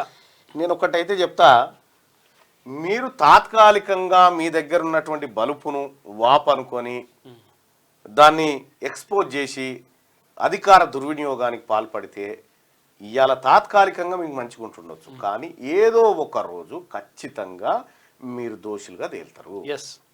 ఇప్పుడు దిశ ఎన్కౌంటర్ అప్పుడు ఏమైంది? దిశ ఎన్కౌంటర్ చేస్తే 4 పోరగాలను పిచ్చలను కాల్చినట్టు కాల్చేసారు. వాళ్ళట తుపాకులు గుంజుకొని వీళ్ళు ఉల్టా కాల్చిరట. వీళ్ళ ఆత్మరక్షణ కోసం పోలీసులు కాల్చి ఆ విషయంలో కొంతవరకు నేను చెప్తా ఉన్నా. అయితే విషయం ఏంటంటే అప్పుడు సమాజం ఏమన్నది? దిశ ఎన్కౌంటర్ నిందితులను అరెస్ట్ చేయాలి, వాళ్ళను మర్డర్ చేయాలని ప్రజలే అన్నారు. ఆ తర్వాత జరిగినటువంటి వ్యవహారాన్ని చూస్తే ఏమైంది? పోలీసులే దోషులు అనేటువంటిది విచార కమిషన్ దాన్ని మెల్లగా బయటికి తీసింది. తీసరికి ఏముంది, అరే ఇట్లా చేసిరా పోలీసు వాళ్ళు అని మళ్ళీ ఇదే ప్రజలు ఉల్టా అంటే ప్రజల ఆలోచన విధానం స్టేబుల్గా ఉండదు. ఎప్పుడు ఘటన జరిగినప్పుడు భావోద్రేకం పెరుగుతుంది. ఘటన జరిగిన తర్వాత వాళ్ళకి ఎప్పుడు ఆలోచన స్టార్ట్ అవుతుంది అంటే ఘటన మాసిపోయే టైంకి ఆ బాధితురాలు ఇంట్లోంచి ఒక ఆమె వచ్చి ఏడుస్తా ఉన్నప్పుడు అయ్యో పాపం కదరా అనేటువంటి చర్చ వస్తుంది. సో ఈ అన్నిటికీ ప్రజల భావోద్రేకమే అధికారుల తప్పు నిర్ణయాలకు కూడా కారణమవుతుంది. వీళ్ళు మాత్రం ఇష్టం వచ్చినట్టుగా వ్యవహరించారు అక్కడ కాదంబరి జత్వానికి సంబంధించి. రాజీనామా చేస్తా, పదవి నుంచి తప్పుకుంటానని ఢిల్లీ సీఎం కేజ్రీవాల్ ప్రకటన. ఇది నేను విధించుకునే అగ్ని పరీక్ష. అవునే ఇలా ఈ వెలుగుదిన పత్రికలు ఉండేనా ఇది రాజీనామా చేస్తా చెప్తలేరు. 2 రోజుల్లో రిజైన్ చేస్తా, ఢిల్లీ సీఎం అరవింద్ కేజ్రీవాల్ ప్రకటన. నిర్దోషులని జనం తీర్పిస్తే తప్ప సీఎం సీట్లో కూర్చోబోనని ప్రతిజ్ఞ. అరెస్ట్ అయితే రాజీనామా చేయొద్దంటూ సీఎంలకు సూచన. ఢిల్లీ లిక్కర్ స్కామ్ లో ఇటీవల తిహార్ జైలు నుంచి రిలీజ్ అయిన ఢిల్లీ సీఎం అరవింద్ కేజ్రీవాల్ ఆదివారం సంచలన ప్రకటన చేశారు.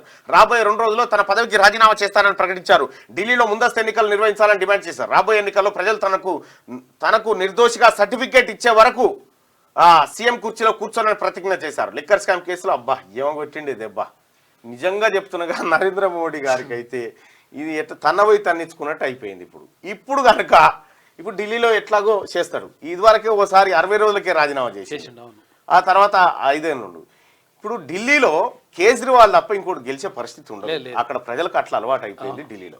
విషయం ఏంటంటే ఇప్పుడు ముందస్తు సుప్రీంకోర్టు ఏం చెప్పింది, నీకు బెయిల్ ఇస్తాం కానీ నువ్వు సెక్రటేరియట్ సంతకం పెట్టొద్దు. సంతకాలు కూర్చోవద్దు పెట్టొద్దు అని. ఇప్పుడు సుప్రీంకోర్టు కేంద్రం నీవు ఈ టర్మ్ కొద్దన్నావు కదా, నెక్స్ట్ చలో, టర్మ్ రాజీనామా చేస్తున్నా. ఒకవేళ ప్రజలు ఎస్ కేజ్రీవాల్ మంచివాడే అని మళ్ళా ఓట్లలో గెలిపిస్తే అప్పుడు మరి సుప్రీంకోర్టుకి ఏమని సమాధానం చెప్పుకుంటుంది? బరాబర్ సంతకం పెట్టాల్సి వస్తుంది ఇక, ఏం కాదు. ఆ పరిస్థితి ఉంటుంది అన్నట్టు. ఇది వాస్తవానికి ప్రతి సమస్యలోంచి ఎవరికైనా చెప్తానా, సమస్య వచ్చిందని బాధపడక సమస్యలోంచి ఉపాయాన్ని సృష్టించాలి. ఎస్, సమస్యనే అనుకూలంగా మర్చుకోవచ్చు ఎట్టి పరిస్థితిలో. తాళం ఉందంటే తాళం చేయి ఉంటుంది, ఖచ్చితంగా ఉంటుంది. అది గుర్తించడానికే దొరుకుతుంది. అరవింద్ కేజ్రీవాల్ రాజీనామాకు రెడీ అవుతా ఉన్నాడు. ఇదే ఆ వార్త కూడా. ఇక స్థానిక సంస్థల ఎన్నికలు బీసీల లెక్క తేలాకే, కులాల లెక్క కాదు, బీసీల లెక్క తేలాకే. 4 నెలల్లో బీసీ జనాభా వివరాలు తీస్తాం, ఎన్నికల్లో ఎవరి వాటా వారికి ఇస్తాం. ఇక్కడ కాంగ్రెస్ కార్యకర్తలను గెలిపించుకుంటాం, మా క్యాడర్ జోలికి వస్తే ఒళ్ళు చింతపండి. మన వాళ్ళ ఇంటికి వస్తామని వాళ్ళే అన్నారు, తీరా మన వాళ్ళే వెళ్తే తన్నారంటున్నారు. చూసుకుందాం రమ్మని ఎందుకు పిలిచినట్టు, రాజీనామా చేస్తానన్న సన్యాసి ఏమయ్యాడు? మహేష్ గౌడ్ టీపీసీసీ చీఫ్ కావడం సంతోషకరం, ఇద్దరం సమన్వయంతో పనిచేస్తాం సీఎం రేవంత్. మహేష్ గౌడ్ బాధ్యతల స్వీకరణలో వ్యాఖ్యలు. ఇక్కడ కాంగ్రెస్ లో ఒకటే పవర్ సెంటర్, అది రాహుల్ గాంధీ మాత్రమే. మహేష్ కుమార్ గౌడ్ టీపీసీసీ అధ్యక్షుడిగా బాధ్యతల స్వీకరణ. నేడు సచివాలయం ఎదుట రాజీవ్ విగ్రహ ఆవిష్కరణ. సీఎం రేవంత్ చేతుల మీదుగా కార్యక్రమం పాల్గొననున్న మంత్రులు, ప్రజాప్రతినిధులు, నేతలు. ఇక పార్టీని నడుపుతున్నారా లేక సర్కస్సా? ఒకే అంశంపై సీఎం మంత్రులు తలవ మాట మాట్లాడతారేంటి? నా ఎత్తు పైన పదే విమర్శిస్తే సన్నాసి లిల్లీపుట్ అని అనలేనా? రేవంత్ పదవిలో ఉండేది 5 ఏళ్లే. సీఎంపై హరీష్ రావు ధ్వజం ఎత్తిండట. అచ్చా, ఇప్పుడు ఎత్తుకోల్తల పంచాయతీ. ప్రధాని మోదీపై పుతిన్ గుర్రు. ఇక జెలెన్స్కీతో భేటీపై రష్యా అధ్యక్షుడు అసంతృప్తిగా ఉండంట. ప్రధాని ఆదేశంతో హుటాహుటిన రష్యాకు దోబాల్. ఉక్రెయిన్ అధినేతతో సమావేశంపై వివరణ. పుతిన్తో చర్చల వీడియోను విడుదల చేసిన స్మృతికట. అచ్చా, అట్లా పోయినామని చెప్పేసి అన్నాడంట ఆయన. కొంచెం ఎందుకంటే వీళ్ళు సపోర్ట్ చేస్తారు మనకు రష్యా వాళ్ళు. జమిలీ ఈ టర్మ్ లోనే ఒక దేశం ఒకే ఎన్నికకు అన్ని పార్టీల మద్దతుపై మోడీ సర్కార్ ఆశాభావం. ఎన్డీఏ పక్షాల మధ్య సమన్వయం బేష్. ఈ బంధం 5 ఏళ్లు కొనసాగుతుంది. త్వరలోనే జనాభా లెక్కల సేకరణ చేస్తా అంటుండు కానీ కులగణన చేయడట మోడీ. మీరు కులగణన చేయకపోతే మీ పార్టీ పుట్టగతులు లేకుండా పోడు ఖాయం. ఎందుకంటే గతంలో లాగా లేరు బీసీలు, ఇప్పుడు కొంచెం సోయికొచ్చారు. అరే మనని కుక్కల లెక్క పెడుతురు కానీ మనల్ని లెక్క పెడతలేరు రాయిలు అనేటువంటి ఒక ఆలోచనకు వచ్చారు. కులగణనపై ఇంకా నిర్ణయించలేదు, కేంద్ర ప్రభుత్వ వర్గాల వెల్లడి. గణేష ట్యాంక్ బండ్ పిలిచే. ఇక హుస్సేన్ సాగర్ తీరాన నిమజ్జనానికి తొలగిన అడ్డంకులు, అధికారులు అనుమతి ఇవ్వకుంటే ఎక్కడి విగ్రహాలు అక్కడే. గణేష్ ఉత్సవ కమిటీ సమితి హెచ్చరిక. ఈ ట్యాంక్ బండ్ పై ఫ్లెక్సీల తొలగింపు. దిగొచ్చిన అధికార యంత్రాంగం. ఖైరతాబాద్ గణపతి దర్శనానికి ఒక్కరోజే 6 లక్షల మంది రాక. ట్రాఫిక్ జామ్ అయిపోయింది, సొమ్మశీలిన కొందరు. రైట్. ఇక వైద్యానికి 5,000 కోట్లు ప్రపంచ బ్యాంకు సాయం కోసం సర్కార్ యత్నం. ప్రతి 30 కిలోమీటర్లకు ఒక ట్రామా కేర్ సెంటర్, డయాలసిస్. ఇగో ఫస్ట్ ఇప్పుడు నేను చెప్పేది ఏంటంటే, నేను చెప్పే సలహా, కొత్త బడులు కడతాం, ఈ బంజేరి ఉన్న పాత బడులకు ఫస్ట్ మరమ్మతు. గ్రంథాలయాలు కొత్తవి కడతాం. ఇగో ఇక్కడ చూడాను జరగావ కానీ నేను గ్రంథాలయం పరిస్థితి చూడు. ఇగో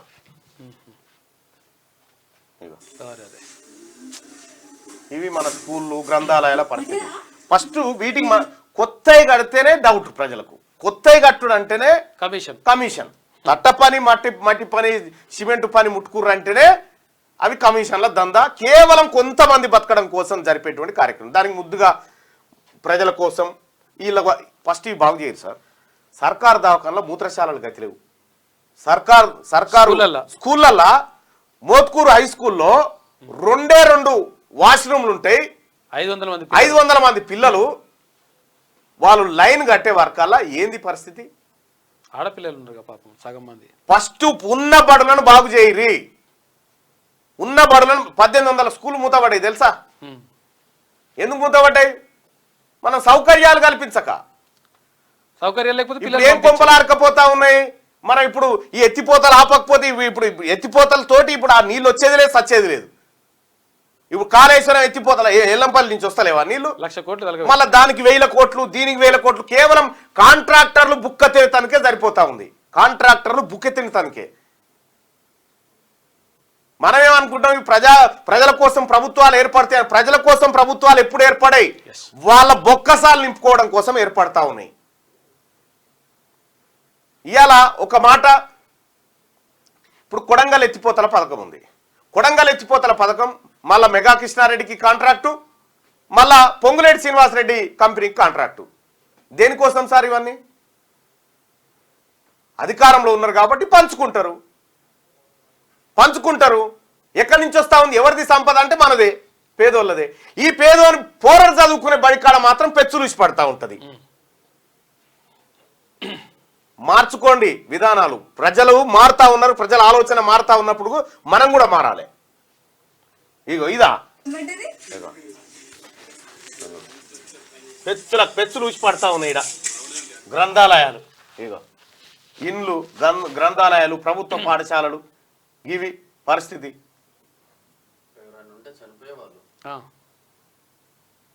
నడుస్తున్నది అది. ఇక్కడ ఇంకా గమ్మత్ విషయం, నాకు అర్థం కాని విషయం చెప్తా. ఆ తల్లి సోనియా గాంధీ, ఆమె ఆలోచన, మన్మోహన్ సింగ్ ఆర్థికవేత్త, మన్మోహన్ సింగ్ ప్రధానమంత్రిగా ఉండి ఈ పేద వర్గాల బిడ్డలకు మంచి ఎడ్యుకేషన్ అందాలని సోనియా గాంధీ తీసుకొచ్చినటువంటి రైట్ టు ఎడ్యుకేషన్ యాక్ట్ను ఇక్కడ ఇంప్లిమెంట్ చేస్తలేం మనం. రైట్ టు ఎడ్యుకేషన్ యాక్ట్ను ఇక్కడ ఇంప్లిమెంట్ చేస్తలేం మనము. సోనియా గాంధీ గారి ఆలోచనను పక్కదారి పట్టిస్తా ఉన్నాం. ఇక్కడ నేను ముఖ్యమంత్రి గారికి రిక్వెస్ట్ చేస్తా ఉన్నా, రైట్ టు ఎడ్యుకేషన్ విషయంలో మనం ఎందుకు వెనకడుగేసినాం? బట్టి విక్రమార్క గారు అడిగిరు కదా అప్పుడు, అది ఉందా బయట?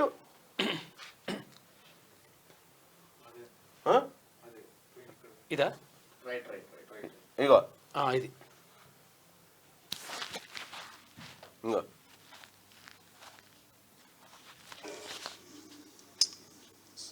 అధ్యక్ష, విశ్వవిద్యాలయాలు పోయే ముందు నేను గవర్నమెంట్ ఆఫ్ ఇండియా తీసుకొచ్చిన రైట్ టు ఎడ్యుకేషన్ చట్టానికి సంబంధించి కూడా ప్రభుత్వానికి మీ ద్వారా గతంలో కూడా నేను రిక్వెస్ట్ చేశాను. ఈ చట్టాన్ని మన రాష్ట్రం ఎందుకు అమలు చేయట్లేదు? అసలు నాకు తెలిసి చాలా ఇక్కడ సిఎల్పి లీడర్గా బట్టి విక్రమార్క గారు ఉన్నప్పుడు కేసీఆర్ను ప్రశ్నిస్తా ఉన్నాడు, ప్రతిపక్ష నేతగా. కేంద్ర ప్రభుత్వం తీసుకొచ్చిన రైట్ టు ఎడ్యుకేషన్ యాక్ట్ని ఇక్కడ ఎందుకు ఇంప్లిమెంట్ చేస్తలేరు అంటున్నారు. వాళ్ళు చేయలే, మరి మనం ఎందుకు చేస్తలేం? మనకు వచ్చిన అడ్డంకి ఏముంది? ఆ తల్లి సోనియా గాంధీ ఆశయాల్లోంచి ఈ పేద వర్గాల బిడ్డలకు మంచి చదువు అందాలని ఆ తల్లి తీసుకొచ్చిన చట్టం తప్పని చెప్పదలుచుకున్నామా మనం? ఇప్పుడు ఎందుకు ఇంప్లిమెంట్ చేస్తలేం దీన్ని? 25% సీట్లు పేద వర్గాల బిడ్డలకు ఫ్రీగా ప్రైవేట్ స్కూళ్ళలో దొరికేటువంటి సీట్లు. దీంట్లో కూడా మళ్ళీ ఏందనుకుంటున్నావు?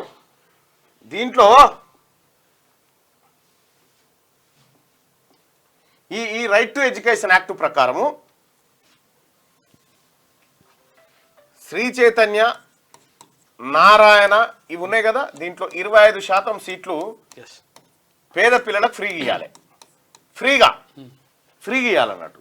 ఫ్రీగా ఇస్తే మరి పేద పిల్లలకు ఫ్రీగా ఇవ్వాలి. మరి వీళ్ళ ఎట్లా నడవాలంటే అట్లా కాదు. వీళ్ళకు ఈ 25 సీట్లు ఇచ్చినందుకు ఇందులో 70% నిధులేమో కేంద్రం కడుతుంది, ప్లస్ 30% ఏమో రాష్ట్ర ప్రభుత్వం కలపాలి. ఈ 100 కలిపి వీళ్ళకి ఫీజు కట్టాలి ప్రభుత్వాలు. కడతలేవు, అసలు ఇంప్లిమెంటే లేదు. ఇక్కడ తెలంగాణ రాష్ట్రంలో రైట్ టు ఎడ్యుకేషన్ ఎందుకు ఇంప్లిమెంట్ అయితలేదు? ముఖ్యమంత్రి గారు సమాధానం చెప్పాలి దీనికి. విద్యాశాఖ తమ దగ్గరే ఉంది కాబట్టి. రైట్ టు ఎడ్యుకేషన్ ఇంప్లిమెంట్ కావడానికి మనకున్న అడ్డంకి ఏంది? మన 70%, 100కి 70 రూపాయలు కేంద్రమే ఇవ్వబట్టే. దీనికి 30 కలిపితే 100. ఈ 100లో నువ్వు ఫీజులు ఫిక్స్ చేసి ఇవ్వడానికి మనకు వచ్చిన ఇబ్బంది ఏముంది సార్? నాకు అర్థం కాలే. ఇక్కడ ఎవరికి ఇబ్బంది అవుతుంది? ఇప్పుడు ఎక్కడన్నా టెండర్లు వేసేది ఉంటే, ప్రాజెక్టులు కట్టేది ఉంటేనేమో ఓ కాగితం ఇటాటున్నా కూడా తెచ్చేనా కలిపి చేస్తాం కదా. ఇదెందుకు సార్? అంత క్లియర్గా ఉంది కదా right to education. Right to education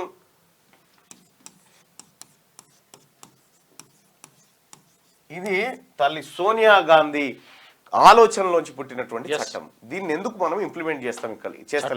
already చట్టం కదా, ఎందుకు ఇంప్లిమెంట్ చేస్తలేము? ఇంప్లిమెంట్ చేస్తే ఈ పేద వర్గాల బిడ్డలకు మంచి చదువు అందితే రేపు పొద్దుగాల మేల్కుంటారు. ఏమన్నా భయం ఏమైనా ఉందా మనకు? క్వాలిటీ ఎడ్యుకేషన్ వస్తుంది.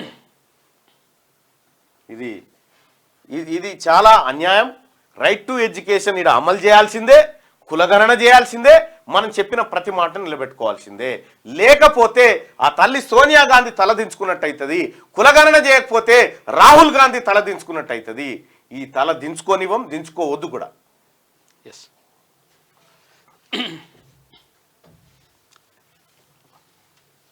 మనమే చెప్తుంది సార్ పుల్లా. అధ్యక్ష, విశ్వవిద్యాలయాలు పోయే ముందు నేను గవర్నమెంట్ ఆఫ్ ఇండియా తీసుకొచ్చిన రైట్ టు ఎడ్యుకేషన్ చట్టానికి సంబంధించి కూడా ప్రభుత్వానికి మీ ద్వారా గతంలో కూడా నేను రిక్వెస్ట్ చేశాను. ఈ చట్టాన్ని మన రాష్ట్రం ఎందుకు అమలు చేయట్లేదు? అసలు సరిపోయా, ఇక పెద్దగా ఏమొద్దు. ఈ చట్టాన్ని మన రాష్ట్రం ఎందుకు ఇంప్లిమెంట్ చేస్తలేదు? ఇది వాస్తవానికి విపక్షాలు అడగాలి. కాంగ్రెస్ పార్టీలో కొద్దిగా స్వేచ్ఛ ఎక్కువ కాబట్టి మనం ఇచ్చిన మాట నిలబెట్టుకోవాలి.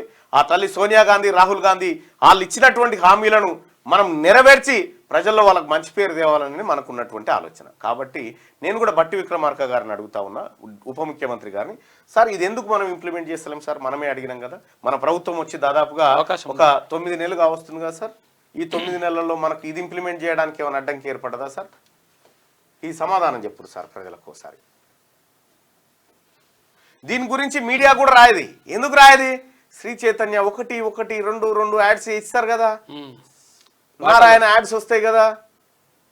శ్రీ చైతన్య నారాయణలు, నేను చెప్తా ఉన్నా, శ్రీ చైతన్య నారాయణను మీ బంగ్లాల బాషింగాలు చేస్తా నేను.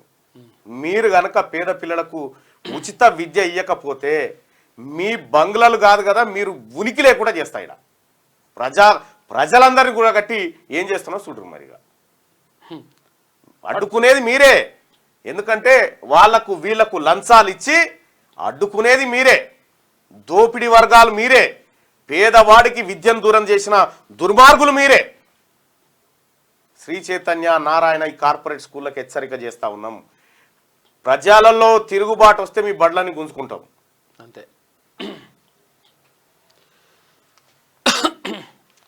జమిలీ ఎన్నికలు నేనైతే నమ్మ. గణేష ట్యాంక్ బండ్ పిలిచిందట. ఇక వైద్యానికి 5,000 కోట్లు, యుద్ధ ప్రాతిపదికన గండ్లకు మరమ్మతులు, వారం రోజుల్లో పనులు పూర్తి, కేంద్రం సహకరిస్తుందనే ఆశ. ఇది ఆంధ్రజ్యోతి. ఒకసారిగా శనార్థి తెలంగాణ దినపత్రికలో ఉన్న వార్తలు చూద్దాం. వేలు విరిగినా బరిలోకి దిగారట. ఇది స్పోర్ట్స్ అండ్ మూవీకి సంబంధించినటువంటి పేజీ. నన్ను ఏది ఆపలేదు, దేశాన్ని విచ్ఛిన్నం చేసే కుట్రలు చేసిండ్రు. మేము ఆపలేకపోతున్నాం సార్, అదే వచ్చింది బాధ. మేము జర్రనన్న ఆపుదామంటే ఆపే పరిస్థితి లేకుండా అయిపోయింది. ఎన్నికల్లో ప్రజలు బీజేపీకి పట్టం కట్టిండ్రు. జార్ఖండ్కు జేఎంఎం, ఆర్జేడీ, కాంగ్రెస్ అతిపెద్ద శత్రువు అంట. ఇక బంగ్లాదేశ్ చొరబాట్లతో ప్రజల్లో అభద్రత. ఇక కాంగ్రెస్ అవినీతి బడిలో జేఎంఎం శిక్షణ తీసుకుంది అని చెప్పేసి ఇక్కడ బంగ్లాదేశ్ లో చొరబాట్లు జరుగుతూ ఉన్నాయి. ప్రజల ఆందోళన, ప్రజలు అభద్రతతో ఫీల్ అవుతున్నారు. చైనా ఓడు గల్వాన్ లోయ కాడ ఎన్ని కిలోమీటర్లు గుంజుకొచ్చింది లోపలికి? లోపలికి వచ్చేసి అరుణాచల్ ప్రదేశ్ చెప్పరు. ఇక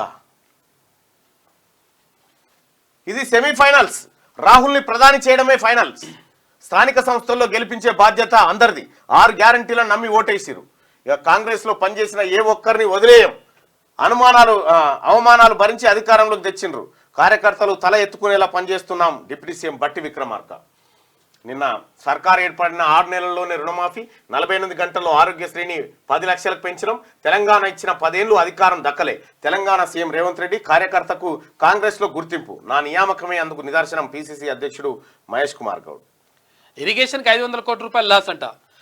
సాగర్ ఎడమ కాలువ గండి పూడ్చివేతకు 2.10 కోట్ల కేటాయింపు. వరదలతో 10,300 కోట్ల రూపాయల ఆస్తి నష్టం. కేంద్ర సాయం కోసం వేచి చూడకుండా పనులు పూర్తి చేస్తాం. నీటిపారుదల శాఖ మంత్రి ఉత్తమ్ కుమార్ రెడ్డి. ఇది ఇట్లుంటే ఇక పిఎం ఆఫర్ వచ్చింది, రేసులో ఉంటే మద్దతు ఇస్తామన్నారు, దాన్ని తిరస్కరించాలని చెప్పేసి నితిన్ గడ్కరీ అంటుండు. ఆఫర్ ఇచ్చిన వారి గురించి చెప్పబోనని వ్యాఖ్యలు చేసిండు. మరి గాయంత్రి ఎందుకు చెప్పుడు? ఛానళ్ళు వీళ్ళు కూడా ఓ ప్రైవేట్ ఆసుపత్రిలో అని రాస్తారు, దాని పేరు రాయరు. విశ్వసనీయ వర్గాల సమాచారం ప్రైవేట్ ఆసుపత్రిలో అని రాస్తారు, దాని పేరేందో రాస్తే అయిపోయా. భక్తజన సంద్రం. ఖైరతాబాద్ మహాగణపతి దర్శనానికి తరలొచ్చిన లక్షల భక్తులు. సెలవు దినం కావడంతో భారీగా పెరిగిన రద్దీ. ఇక 2 రోజుల్లో సీఎం పదవికి రాజీనామా. నిర్దోషిగా నిరూపించుకునేంత వరకు సీఎంగా ఉండను. ఆప్ నుంచి మరొకరు సీఎం అవుతారు. ఢిల్లీ సీఎం అరవింద్ కేజ్రీవాల్ అంటా ఉన్నాడు. మళ్ళీ ఈయనకు లిక్కర్ కేసులో మోడీ ఇరికిచ్చింది అనేది వాదన. అరెస్ట్ చేసిరు, 6 నెలలు జైలు పెట్టి బయటకు వచ్చింది. వచ్చిన తర్వాత కోర్టు నువ్వు సీఎం కుర్చీలో కూర్చోవద్దు, సంతకాలు పెట్టొద్దు. ఈయన ఎంత పెద్ద ఉపాయం కట్టింది చూడు, అట్లనా అని చెప్పి ప్రజలు తీర్పిస్తారు. ఇప్పుడు నేను సీఎం పదవికి సీఎం పదవికి రాజీనామా చేయడం అంటే సర్కార్ కథమైపోయినట్టే. మరి ప్రజలు కనుక మళ్ళీ ఆపుని గెలిపించారు అనుకో, అప్పుడు ఇక చాలా మందికి మైండ్ ప్రజా తీర్పే ఫైనల్ అంటున్నారు. అందుకే అంతే కదా, ఈ దేశంలో ప్రజాస్వామ్య దేశంలో ప్రజా తీర్పే ఫైనల్ ఎవడని చెప్పినా. ఛత్తీస్గఢ్ లో దారుణం, చేతబడి నెపంతో 5గురి హత్య. ఒకే కుటుంబానికి చెందిన వారిగా గుర్తింపు, మృతుల్లో 3 మహిళలు ఉన్నారట. పాపం సాంకేతికత కొత్త పుంతలు తొక్కుతున్న ఈ రోజుల్లోనూ చేతబడి వంటి మూఢనమ్మకాలు తొలగిపోలేదు. ముఖ్యంగా గ్రామీణ ప్రాంతాల్లో ఇలాంటి క్షుద్ర అరాచకాలను ఎంతో మంది బలవుతున్నారు. తాజాగా చేతబడి చేస్తున్నారనే అనుమానంతో 5గురు హత్యకు గురయ్యారు. ఇక ట్విట్టర్ స్టార్డమ్ కోసమే కేటీఆర్ విశ్వ ప్రయత్నాలు. బీజేపీ అధికారంలో ఉంటే కేసీఆర్ను జైల్లో వేసేవాళ్ళం. ఇప్పుడు మనమే ఉన్నాం కదా సార్, ఢిల్లీలో మనమే ఉన్నాం. అంటే కవితను వేసినాం కదా అని అనొచ్చు. మళ్ళా కేసీఆర్ని అంటారు కాబట్టి చెప్తున్నా. తెలంగాణ సర్కార్ విమోచన దినోత్సవం ఎందుకు జరపట్లేదు? కేంద్ర మంత్రి బండి సంజయ్. గణేష్ నిమజ్జనానికి అన్ని ఏర్పాట్లు పూర్తి. గంగమ్మ ఒడిచేరరా చిన్ని గణపయ్య అని పిలుస్తా ఉంది గంగమ్మ. హుషేన్ సాగర్ నీళ్లు ఆగం ఉంటుంది. ఇప్పుడు గమ్మత్ ఏంటంటే పుష్కరాలు వస్తే మురికి ఇట్లా వెళ్తుంటే ఏం చూడరే అప్పుడు ఇట్లా అని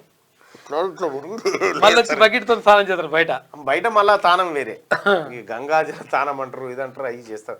సో వాళ్ళ నమ్మకం. కానీ మరి ఆ చెర్లని వాటిని శుద్ధిగా ఉంచుకోవాల్సింది మనమే కదా. ఆ ధర్మపురి కాడ కేసీఆర్ ఓడిపోతే 100 కొబ్బరికాయలు కొడతామని పోతే ఇంకా పోయి ఆ నదీ స్నానానికి పోదామని పోయి ధర్మపురి మోర్నీళ్ళన్నీ అలానే ఉన్నాయి. అవి చూస్తే భయమైంది, ఏం చేయాలో అర్థం అవతలికి పోయి అది అవి అట్లుంటుంది. ఇప్పుడు హుషేన్ సాగర్ది కూడా అంతే. అటుకేని పోయేటప్పుడు ఇట్లా పోతారు ఖాళీ టైంలో. ఇక గణపతి వచ్చినప్పుడే వేసుకుంటుంటారు. భక్తజనం పరిస్థితి అంటే అసలు యాక్చువల్గా నదీ జలాలు ఎందుకంటే అప్పట్లో కొంచెం మూలికలు అవన్నీ కొలిసి వస్తాయి కాబట్టి మంచినీళ్ళు ఉండే అప్పుడు రోగాలు పోతాయని అంటారు. ఇప్పుడేమో దారుణంగా ఉంది. ఒకసారి దిశ వార్తలు చూద్దాం. ఇక దేహం దానం. దేశంలో శరీర దానం చేస్తున్నది 0.01% మాత్రమే. శరీరం అవయవాలు ఎందుకు దానం చేయాలి? ప్రయోగాలు పూర్తయ్యాక బాడీని ఏం చేస్తారు? నేటి ఉదయం 11 గంటలకు దేహదానం. ఇది మంచి వార్త. అవును, ఎందుకంటే ఇక్కడ రీల్స్ చూసే వారిలో భారత్ టాప్, ప్రపంచంలోనే అగ్రస్థానం. పెరిగిన వ్యాపార ప్రకటనలు ఇంకా మా బిడ్డ చూసింది కాక నాకు చూపెడుతుంటది రీల్స్. ఇది చూడని సేమ్ అట్లా చూపిస్తుంటది. మెటా ఇండియా వైస్ ప్రెసిడెంట్ సంధ్య దేవనాథన్ వెల్లడి. రీల్స్ చూసే వారిలో భారత్ టాప్. మంది ఎక్కున్నాం భయ్, మరి ఏం చేయాలి మేము? బడా గణేష్ దర్శనం నిలిపివేత. ఆదివారం భారీగా తరలి వచ్చిన భక్తులు జనసంద్రంగా ఖైరతాబాద్ పరిసర ప్రాంతాలు. రేపు శోభయాత్ర, నిమజ్జనం, రూట్ మ్యాప్ ఖరారు. ఒకటి మీరు చేయాల్సిన కార్యక్రమం ఖైరతాబాదు హుండీ లెక్కింపు వ్యవహారం. రెండోది అది పిసిసి చీఫ్ పదవిలో ఉన్న కార్యకర్తనే పార్టీకి కార్యకర్తలే గుండెకాయ. ఎప్పటికీ అందుబాటులోనే ఉంటా. ప్రతి జిల్లాలోనూ పార్టీ ఆఫీస్ ఏర్పాటు. గాంధీ భవన్కు వారానికి 2 మంత్రులు. ఇక నెలకు 2 సార్లు సీఎం రేవంత్ విజిట్. ఇక హైడ్రా చారిత్రక నిర్ణయం. కేసీఆర్ వచ్చాకే పొలిటికల్ భాష మారింది అని చెప్పేసి పిసిసి చీఫ్ మహేష్ కుమార్ గౌడ్ అంటున్నారు. కేసీఆర్ కథనే మరి, కేసీఆర్ దాంతో మా జోలికి వస్తే వీపు చింతపండే, మా కార్యకర్తలను రెచ్చగొడితే ఊరుకోం. పిసిసి చీఫ్ మహేష్ గౌడ్ సౌమ్యుడు, ఆయన వెనుక నేనున్న జాగ్రత్త. సెమీఫైనల్ ముగిసింది, ఫైనల్ మిగిలింది. 2029లో కేంద్రంలో పవర్లోకి రావాలి. రాహుల్ను ప్రధాని చేసినప్పుడే సంపూర్ణ విజయం. త్వరలో మరో 35,000 ఉద్యోగాల భర్తీ. ఇచ్చిన మాట ప్రకారం రుణమాఫీ చేస్తాం. రాజీనామా చేస్తానన్న హరీష్ ఎక్కడ దాక్కున్నావు? ముఖ్యమంత్రి రేవంత్ రెడ్డి. ఇక కాంగ్రెస్ పార్టీ ఓ అవినీతి స్కూల్ అని చెప్పి అందులో జేఎంఎం శిక్షణ పొందుతున్నది, ఆదివాసులకు ద్రోహం చేస్తున్నది, దోచుకోవడం, అవినీతిపైనే జార్ఖండ్ ప్రభుత్వం దృష్టి. ప్రధాని మోడీ హాట్ కామెంట్స్. వర్చువల్గా 6 వందే భారత్ రైళ్లు ప్రారంభించినట. కౌశిక్ రెడ్డి వెనుక ఉన్నది ఎవరు? ఆయనను ప్రోత్సహించింది ఎవరు?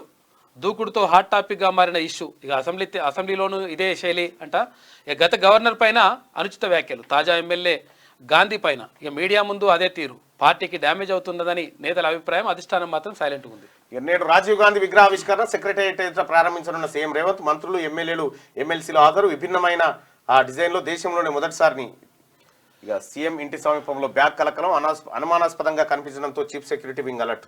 తనిఖీలు చేపట్టిన అధికారులు. ఇక డిప్యూటీ సీఎంకు నోబెల్ ఇన్విటేషన్. శాంతి అవార్డు గ్రహీతతో 19వ వరల్డ్ సమ్మిట్ బట్టిని ఆహ్వానించిన పర్మనెంట్ సెక్రటేరియట్ ప్రెసిడెంట్. సో బట్టే కాదు, చాలా మంది పోతా ఉన్నారు. ఇక్కడ సామల వేణు కూడా మ్యూజిషియన్, వరల్డ్ మ్యూజిషియన్ ఉంది కదా, ఆయన కూడా పోతా ఉన్నాడు ఆ కార్యక్రమానికి. సీఎం పదవికి రాజీనామా చేస్తా, 2 రోజుల తర్వాత రిజైన్. బ్రిటిష్ వారి కన్నా నియంతృత్వంగా బీజేపీ పాలన, ఢిల్లీ సీఎం కేజ్రీవాల్, ఆప్ అధినేత ఎందుకు డ్రామా చేస్తున్నారని బీజేపీ నేత హరీష్ ఖురానా. ఎవరు తెలివిగలవారో ప్రజలే చెప్తారు. ఓకే ఓకే ఓకే, ఇక్కడ ఉంది. రేవంత్ ట్రాప్ లో పడొద్దు, బీఆర్ఎస్ లీడర్లకు కేసీఆర్ సూచన. ఎర్రవెల్లి ఫామ్ హౌస్ లో ఎమ్మెల్యేలు మాజీలతో భేటీ అట. రేవంత్ నేను దాక్కోలేదు, నీ గుండెల్లో నిద్రపోతున్నా, రుణమాఫీపై కొండారెడ్డిపల్లికే పోదాం సిద్ధమా, లిల్లీపుట్ సన్నాసి అని నేను అనలేనా అని చెప్పి హరీష్ రావు అంటా ఉన్నాడు.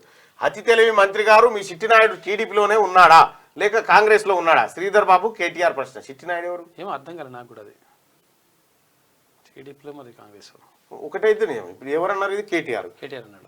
టీడీపీ అంటే టీడీపీ వ్యవస్థాపకుడు నందమూరి తారక రామారావు పేరు పెట్టుకొని తిరుగుతున్నదేమో కేటీ రామారావు, అంతవరకు తెలుసు మనకి. ఈ చిట్టినాయుడు ఎవరో మరి ఏమో నాకు అర్థం కాలేదు. ఎవరు తెలివిగలవారో ప్రజలే చెప్తారు. మీ పార్టీ అంతర్గత విభేదాలు మీరే పరిష్కరించుకోవాలి. రాష్ట్రంలో ఉంటున్న వారంతా తెలంగాణ వారే.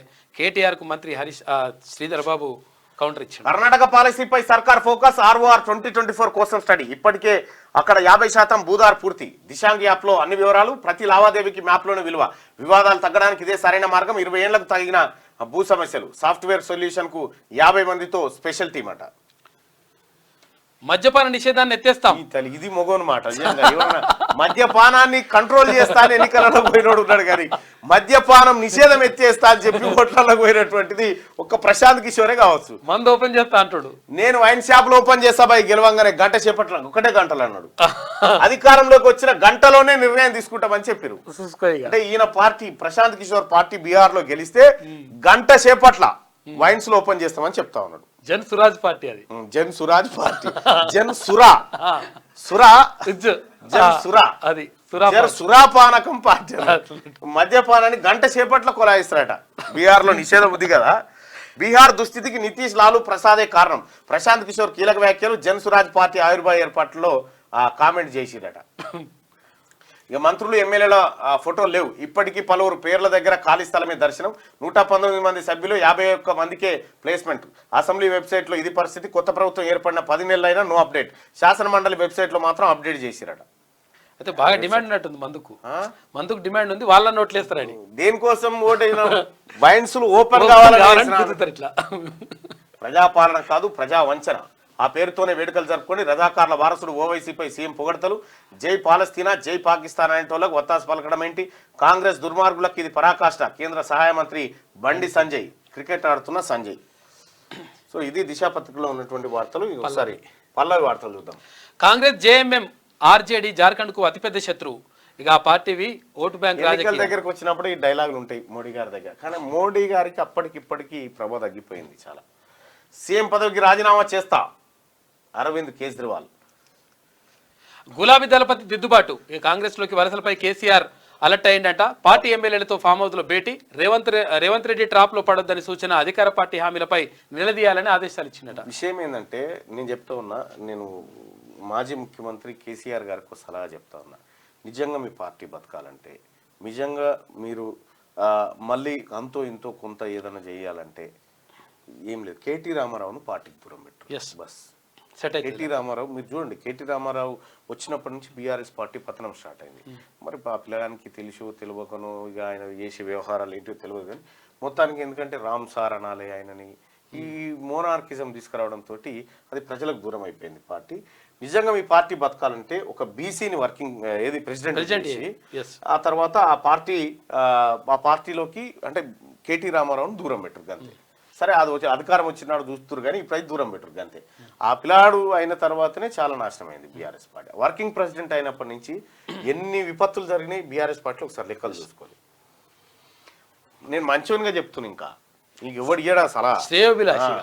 మా కార్యకర్తల జోలికి వస్తే తాట తీస్తాం. రాష్ట్రంలో కాంగ్రెస్ 10 ఏళ్ళ అధికారంలో ఉంటుంది. రుణమాఫీ అమలైతే రాజీనామా చేస్తున్న వ్యక్తి ఎక్కడ? తొందరలోనే రీజనల్ రింగ్ రోడ్ రాబోతున్నది. మొన్నటి ఎన్నికల్లో సెమీఫైనల్స్, 29లో ఫైనల్స్. రేవంత్ రెడ్డి ఇక హైడ్రాకు కులం మతం లేదని చెప్పి కోమటిరెడ్డి వెంకటరెడ్డి గారు అంటా ఉన్నారు. ప్రజాపాలన దినోత్సవానికి రాలేను కిషన్ రెడ్డి బిజీ ఉన్నట్టున్నది. ఫార్మాసిటీపై స్పష్టత ఇవ్వాలి. సీఎం రేవంత్ రెడ్డికి కేటీఆర్ బహిరంగ లేఖ రాసినట్టు. ఫార్మాసిటీని రద్దు చేస్తే భూములను తిరిగి ఇవ్వాలి, లేకపోతే రైతులతో కలిసి పోరాటం చేస్తాం. ఇక వర్షాలతో నష్టపోయిన రైతులను ఆదుకుంటాం. ఇల్లు కోల్పోయిన బాధితులకు ఇందిరా మిల్లు. మృతుల కుటుంబాలకు 5 లక్షల పరిహారం. ఉత్తమ్ కుమార్ రెడ్డి వెల్లడి. సామగర్ ఎడమ కాలువ తెగిపోయిన ప్రాంతాన్ని పరిశీలించిన మంత్రి. ఇక రేవంత్ను సన్నాసి అనలేనా? అన్నావు కదా, ఇంకేంది? ఆ. రుణమాఫీపై సీఎం మంత్రులు చెప్పే మాటలకు పొంతనే లేదు. ఫోర్త్ సిటీ అంటూ రేవంత్ డ్రామాలు, ముఖ్యమంత్రి పదవిలో ఉండి బూతులు మాట్లాడుతున్నారు. రాష్ట్రంలో కాంగ్రెస్ మళ్ళీ గెలిచే సీన్ లేదు. BRS MLA Harish Rao. సిద్దిపేట కాడ మనం గెలిచే సీన్ లేదు. ఫస్ట్ ఇగో బిల్లా రంగ కాక మధ్యలో కాక. ఇగో మీరక ఈ పల్లవి పేపర్లో కూడా ఈ బీసీలకు స్థానం తక్కువనే ఉందిగా. సెప్టెంబర్ 17 ప్రజాపాలన ఎలా అవుతుంది? సీఎం కేసీఆర్ సీఎం మీరందరూ రేవంత్ వస్తే అవుతుంది, మీరు అందరూ వస్తే అవుతుంది, మీరు దుమ్మ కొడితే రాదు. సీఎం రేవంత్ ఇప్పటికైనా కళ్ళు తెరవాలి, విమోచన దినోత్సవాన్ని నిర్వహించాల్సిందే. బీజేఎల్పీ నేత ఏలేటి మహేశ్వర్ రెడ్డి. హైడ్రా దూకుడు, మల్లంపేటలోని ఓ కన్స్ట్రక్షన్ విలాలో కూల్చివేతలు, ఆ ప్రాంతంలో భారీగా పోలీసుల మోహరింపు. ఇక బడా గణేష్ను చూసేందుకు పోటెత్తిన భక్తులు, దర్శనానికి చివరి రోజు కావడంతో ఫుల్ రష్. గ్రేటర్ సిటీలో రేపు నిమజ్జనానికి అన్ని ఏర్పాట్లు పూర్తి. 600 స్పెషల్ ఆర్టీసీ బస్సులు అర్ధరాత్రి 2 గంటల వరకు మెట్రో సేవలు అందిస్తారట. సో ఇది మెట్రో ఏది మన పల్లవి పేపర్లో ఉన్నటువంటి వార్తలు. ఇక దయచేసి మార్నింగ్ న్యూస్ చూస్తున్నటువంటి మిత్రులారా ఈ లైక్ చేయండి, అలాగే షేర్ చేయండి మిగతా వార్తలు.